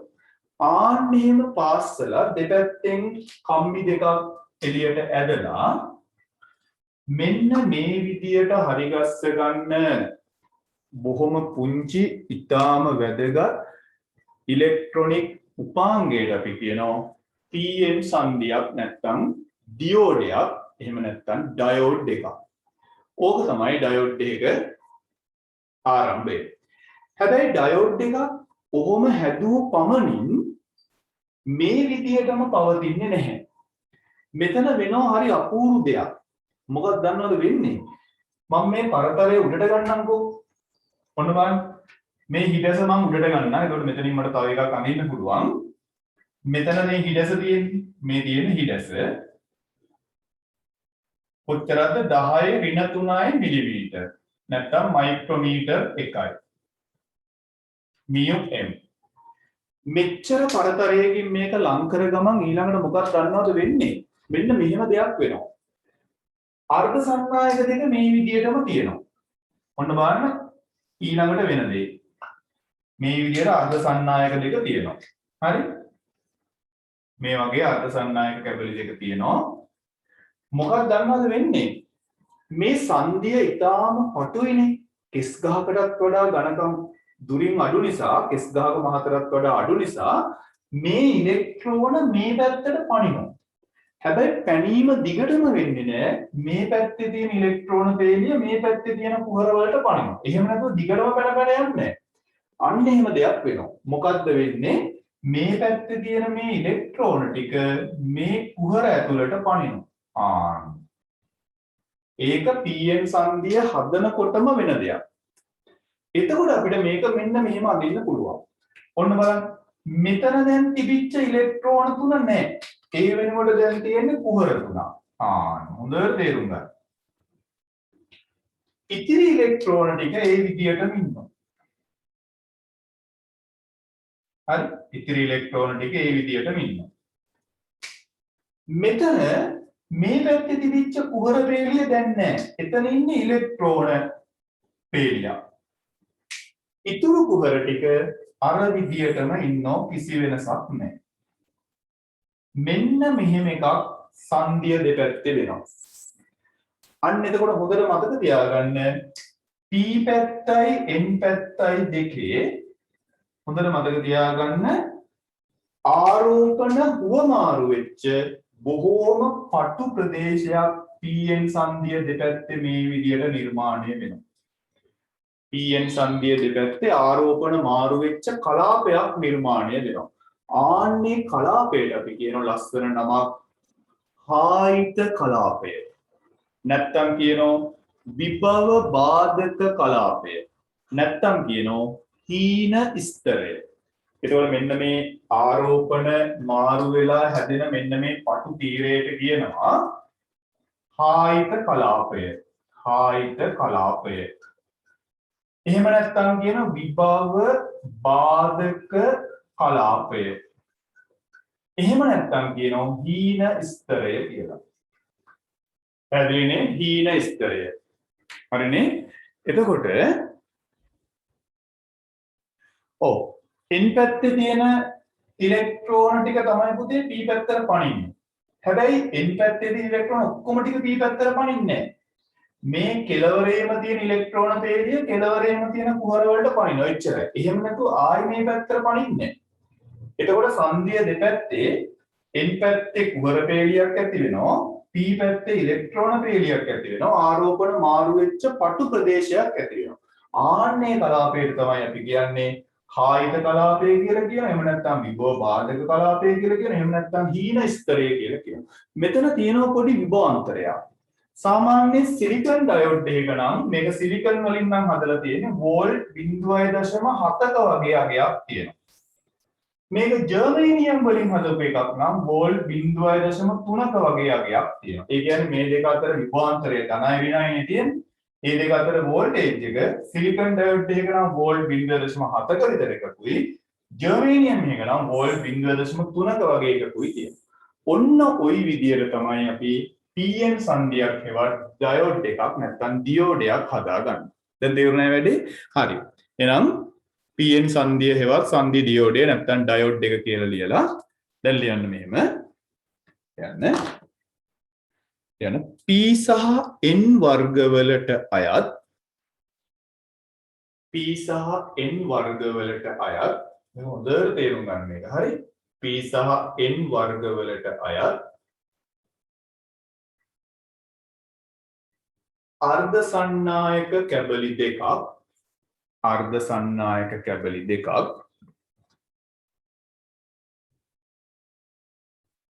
P සහ N වර්ගවලට අයත් අර්ධ සන්නායක කැබලි දෙකක්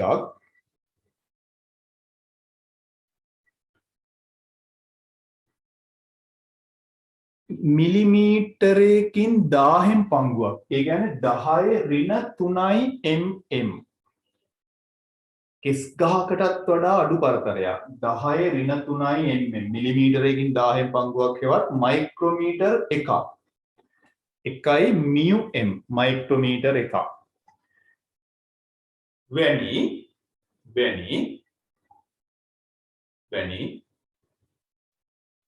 හිඩැසක් සහිතව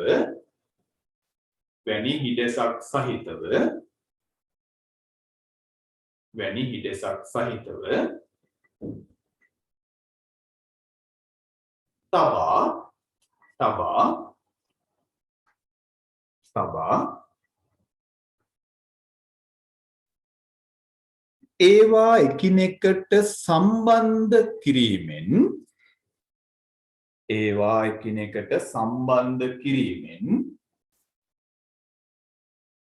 ඒවා එකිනෙකට සම්බන්ධ කිරීමෙන්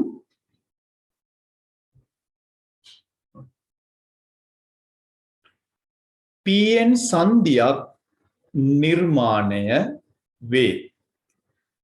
PN සංදියක් නිර්මාණය වේ. pn සංදිය නිර්මාණය වේ. හරි. දැන් ඔයාලා ලස්සනට එකයට එක එන විදියට මෙන්න මේ රූප දෙක අඳින්න. මෙතන මේ පෙන්නන්නේ මේ පැත්ත ඉලෙක්ට්‍රෝන මේ කුහර වලට පනින්න. එච්චරයි පනින්නේ. මේ ඉලෙක්ට්‍රෝන පේලිය විතරයි පනින්නේ. බෝඩ් එකේ තියෙන එක පැහැදිලිව පේනවද පුතේ? අඳින්න පුළුවන් මට්ටමට පේනවද? ඔයි ඩොට් තියපුවා, රවුම් ඇඳපුවා පේනවද සාමාන්‍යයෙන්? අඳින්න පුළුවන් මට්ටමට පේනවද? රයිට්. හරි. එහෙනම් ලස්සනට එක යට එක මේක ඇඳගන්න. හරි? මේකටම ගැලපෙන්න යටින් මේක අඳින්න. හරි? ලස්සනට ඒක ඇඳගන්න.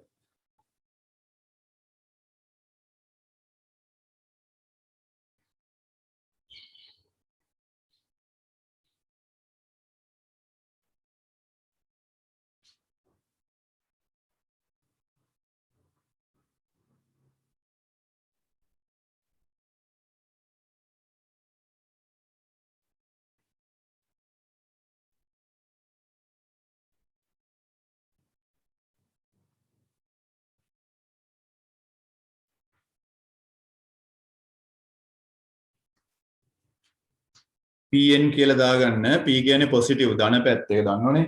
n කියන්නේ නෙගටිව් ඍණ පැත්ත. p කියන්නේ පොසිටිව් ධන. n කියන්නේ නෙගටිව් ඍණ. මෙතනත් එහෙමයි පොසිටිව් නෙගටිව්. හරි. මෙන්න මෙතන ආරෝපණ මාරු වෙච්ච තීරුව. ඒ කියන්නේ p පැත්තේ ඇති වෙනවා ඍණ ස්තරයක්. මේ පැත්ත ඍණයි. මෙතන n පැත්තේ ඇති වෙනවා ධන ස්තරයක්. මෙතන ධන.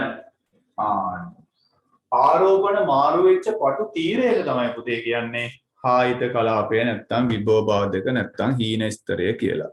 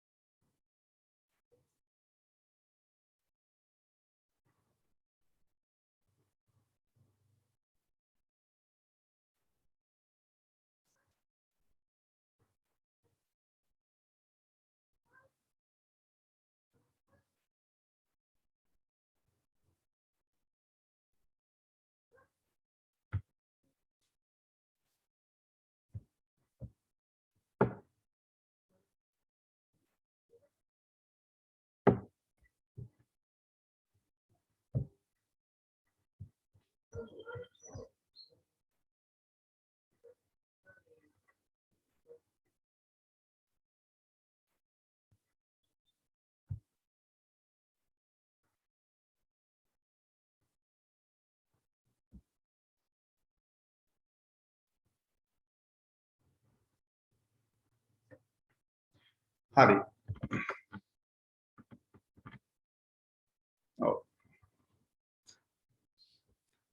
හිරණ්‍ය එවලා තියෙනවා කැප්චර් එකක් පැහැදිලිද කියලා ඇහුවාම බොහොම පැහැදිලිව තියෙනවා. හරි. හොඳයි. එහෙනම් ලස්සනට මේක ඇදලා ඉවර කරන්න. ඉවරද දැන් ඇදලා? මෙන්න මේ මෙතන තමයි තේරුම් ගන්න ඕන හොඳේ. මේ ඉලෙක්ට්‍රෝන මේ පැත්තට පනිනවා. කුහර වලට පනිනවා. මේ ඉලෙක්ට්‍රෝන පේලිය මේ කුහර පේලියට විතරයි පනින්නේ හොඳේ. ඊට පස්සේ ආයේ මේ ඉලෙක්ට්‍රෝන වලට මෙතෙන්ට පනින්න බෑ. එතකොට වෙන්නේ සංදිය දෙපැත්තේ p පැත්තේ ඍණ ස්තරයකුත් n පැත්තේ ධන ස්තරයකුත් ඇති වෙනවා. ආරෝපණ මාරු වෙච්ච තැනක් ඇති වෙනවා. ධන පැත්තේ ඍණ ස්තරයක් ඇති වෙනවා. ඍණ පැත්තේ ධන ස්තරයක් ඇති වෙනවා. අන්න ඒක තමයි මේ කඩේරි දෙකකින් පෙන්නලා තියෙන්නේ. එතන තමයි අපි කියන්නේ ආයත කලාපයක් නැත්නම් විභව බාධක කලාපයක් නැත්නම් අපි කියනවා හීන ස්තරයක් කියලා. ওই නම් ඕන එකක් ඔතෙන්ට හරියනවා.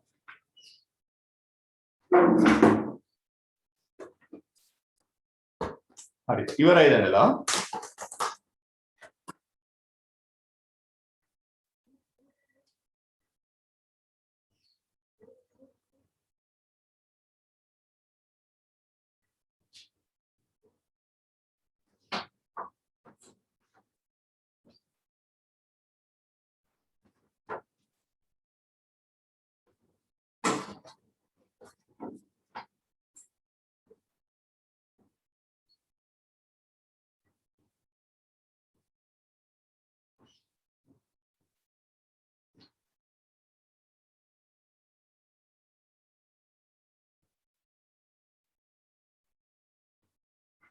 ඉවරයි නේද? හරි.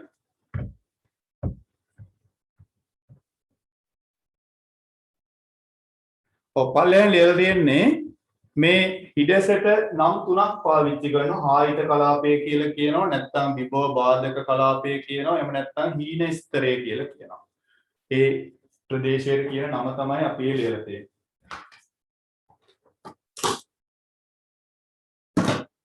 හොඳයි. දැන් ඔක ඉවරයි නේද? හැමෝම හරි නේද? ඉවරද?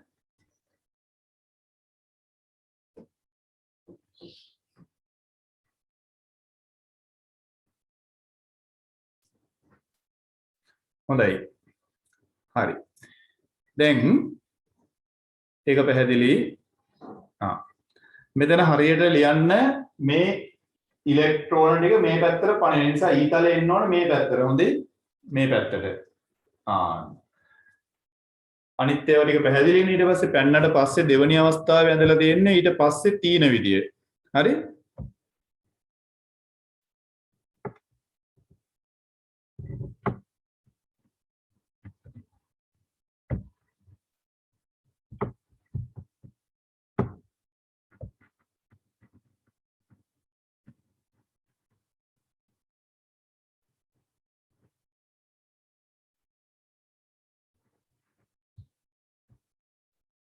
හොඳයි ඉවරද දැන් හැමෝම ඉවරයිද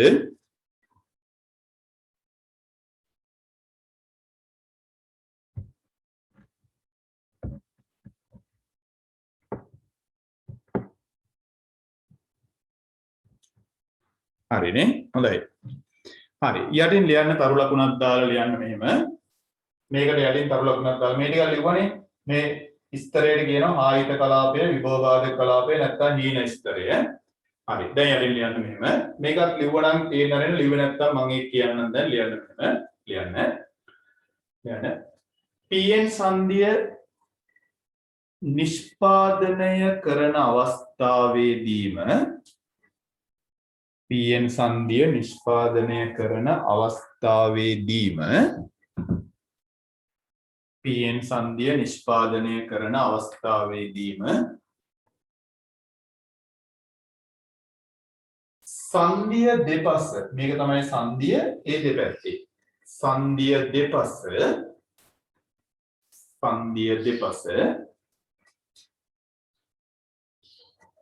ආරෝපණ මාරු වූ ඒ කියන්නේ ධන පැත්තේ ඍණ අය ඉන්නවා ඍණ පැත්තේ ධන අය ඉන්නවා ආරෝපණ මාරු වූ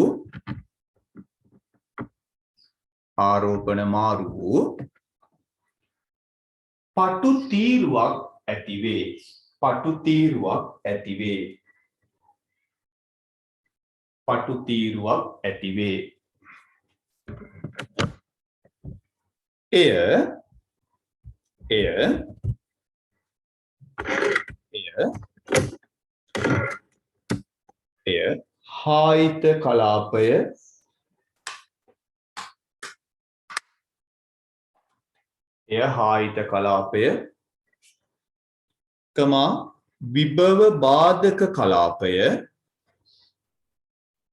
එය හායිත කලාපය කමා විභව බාධක කලාපය කමා හීන ස්තරය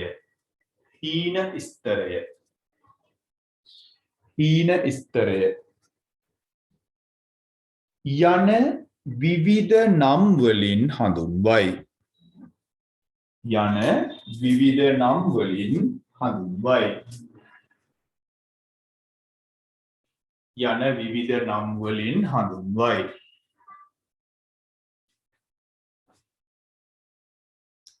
වෙනම රූලකින් ලියන්න සිලිකන් ඩයෝඩයක නම් සිලිකන් කියන්නේ සිලිකන් වලින් හදපු එකක සිලිකන් ඩයෝඩයක නම්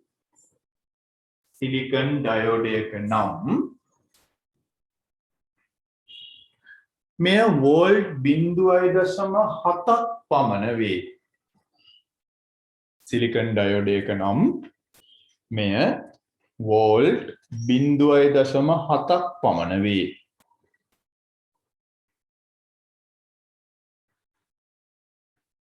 ජර්මේනියම් ඩයෝඩ් එක නම් GE ජර්මේනියම් වලින් හදපු එකෙක් නම් ජර්මේනියම් ඩයෝඩ් එක නම් ජර්මේනියම් ඩයෝඩ් එක නම් එය වෝල්ට් 0.3ක් පමණ වේ. ජර්මේනියම් ඩයෝඩ් එක නම් එය වෝල්ට් 0.3ක් පමණ වේ. හරි. ඔන්න ඕක තමයි pn සංදියක කතාව. හරි. ඊට පස්සේ pn සංදියක් පැහැදිලි. මාතෘකාව ලියන්න. pn සංදියක පෙර නැඹුරු අවස්ථාව. pn සංදියක පෙර නැඹුරු අවස්ථාව.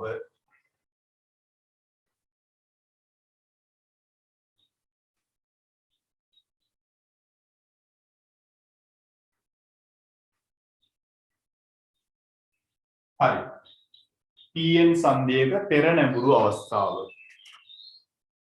එකපාරක් ඕ ලෙවල් විභාගේ pn සංදියක පෙර නැඹුරු අවස්ථාවයි පසු නැඹුරු අවස්ථාවයි කියලාත් එකක් තියෙනවා. මේ දෙක අඳින්න දුන්නා. හරි ලේසියි. මේව pn සංදියක පෙර නැඹුරු අවස්ථාව. නැත්තම් කියනවා ඉදිරි නැඹුරු කියලා මේකට කියනවා. ඉදිරි නැඹුරු. ඉංග්‍රීසියෙන් කියනවා forward bias කියලා. forward bias පෙර නැඹුරු අවස්ථාව. ඉදිරි නැඹුරු අවස්ථාව. forward bias. හරි ලේසියි. මොන බලන්න. pn සංදිය තියෙනවා. හොඳට බලාගන්න. මෙන්න එක පැත්තක්. ඔන්න අනිත් පැත්ත. හිතන්න මේ පැත්ත p මේ පැත්ත n. හරි. දැන් සංදිය නිර්මාණයේදීම වෙන දේ දන්නවනේ. p පැත්තේ වැඩිපුර තියෙන්නේ කුහර. හරි. p පැත්තේ වැඩිපුර තියෙන්නේ කුහර.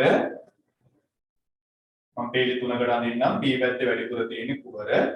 හැබැයි p පැත්තේ මුක්ත ඉලෙක්ට්‍රෝන පේලියක් ඉන්නවා මෙන්න මේ පැත්තේ. n පැත්තේ වැඩිපුර ඉන්නේ මුක්ත ඉලෙක්ට්‍රෝන. මේ ඉන්නේ මුක්ත ඉලෙක්ට්‍රෝන.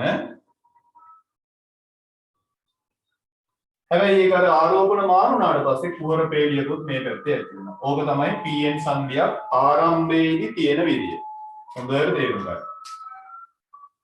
මේක තමයි pn සංදිය ආරම්භයේදී තියෙන විදිය. මේක forward bias කියලා කියන්නේ p කියන්නේ positive නේ ධන. ධන. n කියන්නේ negative නේ ඍණ. මේක forward bias නැත්නම් පෙර නැඹුරු කියන්නේ මේකට බැටරියක් හයි කරනවා අපි p පැත්තට බැටරිය ධනාග්‍රයයි n පැත්තට බැටරිය ඍණාග්‍රයයි එන විදියට. ඔන්න බැටරියක් හයි කරනවා p පැත්තට ධනාග්‍රය n පැත්තට ඍණාග්‍රය. ආන්න එහෙම බැටරියක් හයි කරනවා. එතන මෙතන මේ පැත්ත ධන මේ පැත්ත ඍණ. ඔන්න ඔහොම බැටරිය හයි කරාම මේකේ මොකක්ද දන්නවද වෙන්නේ? ඇත්තටම බැටරියකින් ධාරාවක් ගලනවා කියන්නේ ඉලෙක්ට්‍රෝනනේ ගලන්නේ. ගලන්නේ ඉලෙක්ට්‍රෝන. ඔන්න මෙතෙන්දී මෙන්න මේ පැත්තට ඉලෙක්ට්‍රෝන වැඩි අග්‍රය තමයි ඍණාග්‍රය. ඉලෙක්ට්‍රෝන අඩු පැත්ත තමයි ධනාග්‍රය. ඒතර ඍණේ ඉඳන් ධනට ඉලෙක්ට්‍රෝන යනකොට අපි කියනවා ධනේ ඉඳන් ඍණට සම්මත ධාරාව යනවා. දැන් මෙතන අපි ඉලෙක්ට්‍රෝන යන පැත්ත පොඩ්ඩක් බලන්න. මේ තියෙන ඉලෙක්ට්‍රෝන. ඔන්න බලන්න ඉලෙක්ට්‍රෝන යනවා දැන්. දැන් හොඳට මතක තියාගන්න මෙතන තියෙන ඉලෙක්ට්‍රෝන ඉතාම අතලොස්සයි. හැබැයි කෝෂයෙන් එන ඉලෙක්ට්‍රෝන ප්‍රමාණය ඉතාම ප්‍රබලයි. දැන් බලන්න ඉලෙක්ට්‍රෝන වලට ඉලෙක්ට්‍රෝන හමු වෙනවා. ඍණාරෝපණ වලට ඍණාරෝපණ හමු වෙනවා. බලන්න ඍණාරෝපණ වලට ඍණාරෝපණ හමු වෙනවා. මොකද්ද වෙන්නේ? විකර්ෂණය. ඍණයි ඍණයි විකර්ෂණය. මොකද්ද වෙන්නේ? මේ ඉලෙක්ට්‍රෝන විකර්ෂණය නිසා මේ පැත්තට තල්ලු වෙනවා. තල්ලු වෙච්ච ගමන් මේ කුහර තියෙන තැනට මේ ඉලෙක්ට්‍රෝන පනිනවා. පැනපු ගමන් වෙන්නේ අර හායිත කලාපයක් තිබුණානේ. මෙතන තිබුණ හායිත කලාපයක් මෙහෙම. ඒ හායිත කලාපය දැන් එන්න පුංචි වෙනවා. මොකද මේ පැත්තේ තියෙන ඉලෙක්ට්‍රෝන වේගෙන් මේ පැත්තට ඇවිල්ලා කෙලින්ම කුහර වේලියටත් ඉලෙක්ට්‍රෝන එනවා. එතකොට වෙන්නේ හායිත කලාපය කෙනෙක් එන්න චූටි වෙනවා, පුංචි වෙනවා. පුංචි වෙලා මේ සංදිය හරහා ඉලෙක්ට්‍රෝන මේ පැත්තට පනිනවා. ආන්න ඉලෙක්ට්‍රෝන හෙවත් විනාරෝපණ මේ පැත්තට පනිනවා. පැනලා ඊට පස්සේ කුමර පේලිය හරහා මේ ඉලෙක්ට්‍රෝන මේ පැත්තට ඇවිල්ලා කෙලින්ම මේ පැත්තෙන් ඉලෙක්ට්‍රෝන කෝෂයේ ධනාග්‍රය කරා එනවා. මෙන්න මේ පැත්තෙන් මේ ඉලෙක්ට්‍රෝන කෝෂයේ ධනාග්‍රය කරා එනවා. අන්න එතකොට අපි කියනවා pn සංදිය හරහා ධාරාවක් ගලනවා. මෙන්න මේකට තමයි කියන්නේ pn සංදියක පෙර නැඹුරු අවස්ථාව. තේරුණාද? එහෙනම් ආයෙ උදලා ගන්න. මෙතෙන්දි වෙන්නේ p පැත්තට කෝෂයේ ධනාග්‍රයයි n පැත්තට කෝෂයේ ඍණාග්‍රයයි හයි කරන. එච්චරයි තියෙන්නේ. එතකොට වෙන්නේ මොකද්ද? මෙහෙන් එන ප්‍රබල ඉලෙක්ට්‍රෝන ධාරාව හමුවේ මේ ඉලෙක්ට්‍රෝන විකර්ෂණය වෙලා මේ හායික කලාපයක් පටු කරගෙන මේ පැත්තට තල්ලු වෙලා ගිහිල්ලා සංධිය හරහා පැනලා මේ පැත්තෙන් ඉලෙක්ට්‍රෝන ටික හෝම යනවා. එතකොට මේකට විරුද්ධ පැත්තට මේ පැත්තට ධන ධාරාව හේවත් සම්මත ධාරාව යනවා. ආන්නේ නිසා අපි කියනවා pn සංධිය හරහා ධාරාවක් ගලනවා. ධාරාව ගලනයි කියලා කියන්නේ පෙර නැඹුරු අවස්ථාව. දැන් පැහැදිලිනේ? right. එහෙනම් pn සංධියක පෙර නැඹුරු අවස්ථාව කියලා ලියලා හරි. ඔව් කඩේ තියෙන ඩයෝඩ් ගැන තමයි මේ කියන්නේ. කඩේ තියෙන ඩයෝඩ් ගැන තමයි මම ලබන සතියේ ඩයෝඩ් පෙන්නන්නම්. කඩේ තියෙන ඩයෝඩ් එක ගැන තමයි මේ කියන්නේ. හරි? right. ඩයෝඩ් එක හරහා එක පැත්තකට විතරයිනේ ධාරාව ගලන්නේ. දැන් ඩයෝඩ් එකක් හදන විදිය ඒකේ ඇතුලේ මොනවද ඉන්නේ ඔක්කොම දැන් දන්නවනේ. right. එහෙනම් ලියාගන්න pn සංධියක ඉදිරි නැඹුරු අවස්ථාව නැත්නම් පෙර නැඹුරු අවස්ථාව. ටක් ගාලා මේ රූපය ඇඳගන්න ලස්සනට. මේ රූපය ඇඳගන්න.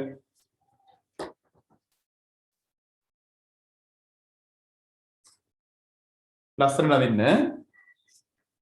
මම මෙතන ඍණාරෝපණ වලින් යන්නේ ඔයාලට තේරුම් ගන්න ලේසි ඍණට ඍණ විකර්ෂණය වෙලා මේ පැත්තට ඉලෙක්ට්‍රෝන තල්ලු වෙනවා කියන්නේ. ඒකයි මම මෙහෙම යන්නේ.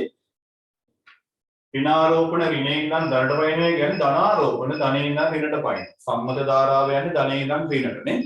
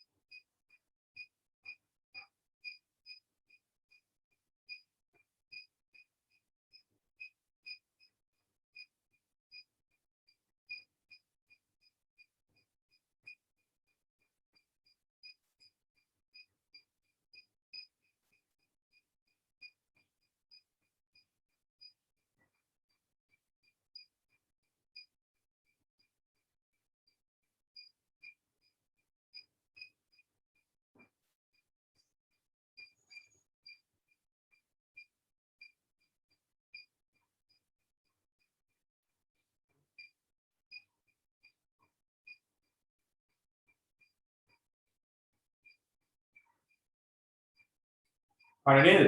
හොඳට මතක තියාගන්න pn ලකුණු කරගන්න කෝෂයේ ධන ඍණ ලකුණු කරගන්න. හොඳේ. මේ දෙක අනිවාර්යෙන් මැච් වෙන්න ඕන. p ට ධන පැත්තත් n ට ඍණ පැත්තත් එන්නම ඕන. හරි?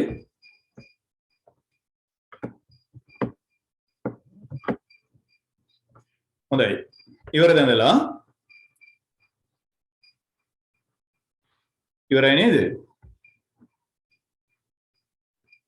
හොඳට මතක තියාගන්න කෝෂයෙන් ගලන ඍණාරෝපණ හමුවේ මේ ඍණට මේ ඍණ අහුවෙච්ච ගමන් තල්ලු වෙනවා. විකර්ෂණයනේ. තල්ලු වෙලා ගිහිල්ලා මේ පැත්තෙන් මේ ඉඩසක් පැනගෙන මෙහෙට ඕම යනවා. මොකද කෝෂයේ විභවාන්තරය ගොඩක් වැඩි අගයක් තියෙනවා මීට සාපේක්ෂව. ඒ වගේම මේ ඉලෙක්ට්‍රෝන වලට වඩා කෝෂයෙන් එන ඉලෙක්ට්‍රෝන බොහොම ප්‍රබලයි. හරියට නිකන් අර කාණුවක යන වතුරයි ගංගාවක යන වතුරයි වගේ තමයි. නිකන් මෙතන මේ තියෙන කාණුවක යන ජලය වගේ නම් මෙහෙන් එන එක්කෙනා මහ ගංගාවකින් කඩාගෙන යන වතුර රැළ වගේ. කොහොම ප්‍රබල ධාරාවක් එන්නේ කෝෂයෙන් සාමාන්‍ය ඩයෝඩ් එකක තියෙන විභවයට සාපේක්ෂව. හරි? හරි. ඉවරයිද ඇඳලා?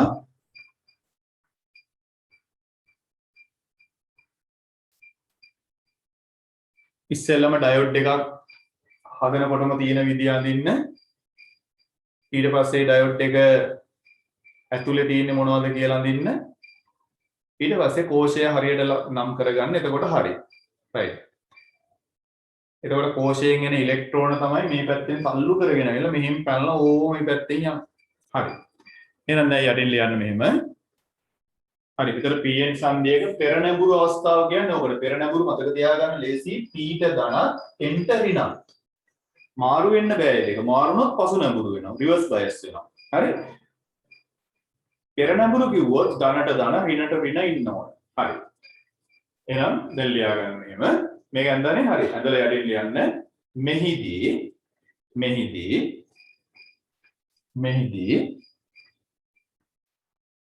මෙහිදී කෝෂයෙන් පැමිණෙන ප්‍රබල ඉලෙක්ට්‍රෝන ධාරාව හමුවේ මෙහිදී කෝෂයෙන් පැමිණෙන ප්‍රබල ඉලෙක්ට්‍රෝන ධාරාව හමුවේ මෙහිදී කෝෂයෙන් පැමිණෙන ප්‍රබල ඉලෙක්ට්‍රෝන ධාරාව හමුවේ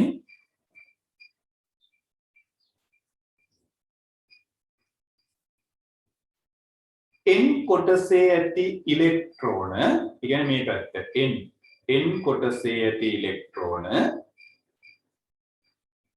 p දෙසට විකර්ෂණය වී, ඒ කියන්නේ මේ පැත්තට තල්ලු වෙනවා.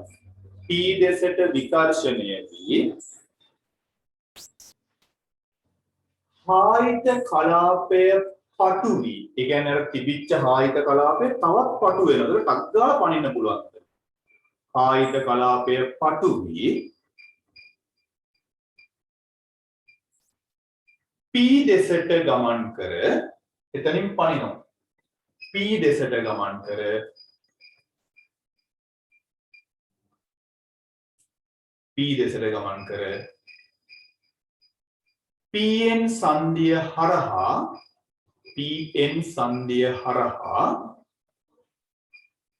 pn සංදිය හරහා ධාරාවක් ගලා යයි. pn සංදිය හරහා ධාරාවක් ගලා යයි. pn සංදිය හරහා ධාරාවක් ගලා යයි. මෙම අවස්ථාව පෙර නැඹුරු අවස්ථාවයි. මෙම අවස්ථාව පෙර නැඹුරු අවස්ථාවයි. ඔන්න පෙර නැඹුරු අවස්ථාව කියලා දුන්නා. හරි? ඊට පස්සේ මාතෘකාව ලියලා තියන්න pn සංදියක පසු නැඹුරු අවස්ථාව. ඉංග්‍රීසියෙන් කියනවා රිවර්ස් බයස් එකක්. පසු නැඹුරු අවස්ථාව. pn සංදියක පසු නැඹුරු අවස්ථාව. පෙර නැඹුරු අවස්ථාව වගේම තමයි කෝෂයේ දෙපැත්ත මාරු කරන එක විතරයි කරන්නේ. ඒතර වෙන්නේ මොකද්ද කියන එක ගැන තේරුම් ගන්න අවශ්‍යයි. හරි. එහෙනම් මොකොත් ප්‍රශ්න නැහැනේ. right. එහෙනම් ඉලෙක්ට්‍රොනික විද්‍යාවේ තියරි කොටස තමයි අද කරේ. ලබන සතියේ ඉවර කරන්න බැරි වෙයි මේක. ඊළඟ සතියේ ඉවර කරන්න පුළුවන්. එහෙනම් ලබන සතියේ අනිවාර්යෙන් පන්තියට සම්බන්ධ වෙන්න. මොකද නැත්නම් ඉලෙක්ට්‍රොනික තේරෙන්නේ නැහැ හොඳේ. දැන් ඔය ටික තේරුම් ගත්තනේ. ඒ ටික අද රැයට පොඩ්ඩක් ආයෙ සැරයක් නෝට් එක කියව ගන්න. කියවලා කොහොම හරි මේ දවස් ටිකේ මහන්සියලා වැටි කරන්න. එහෙනම් අපි ලබන සතියේ හමු වෙමු. පරිස්සමින් ඉන්න. එහෙනම් හැමෝටම සුබ සන්ධ්‍යාවක් වේවා. ආයිබෝන්.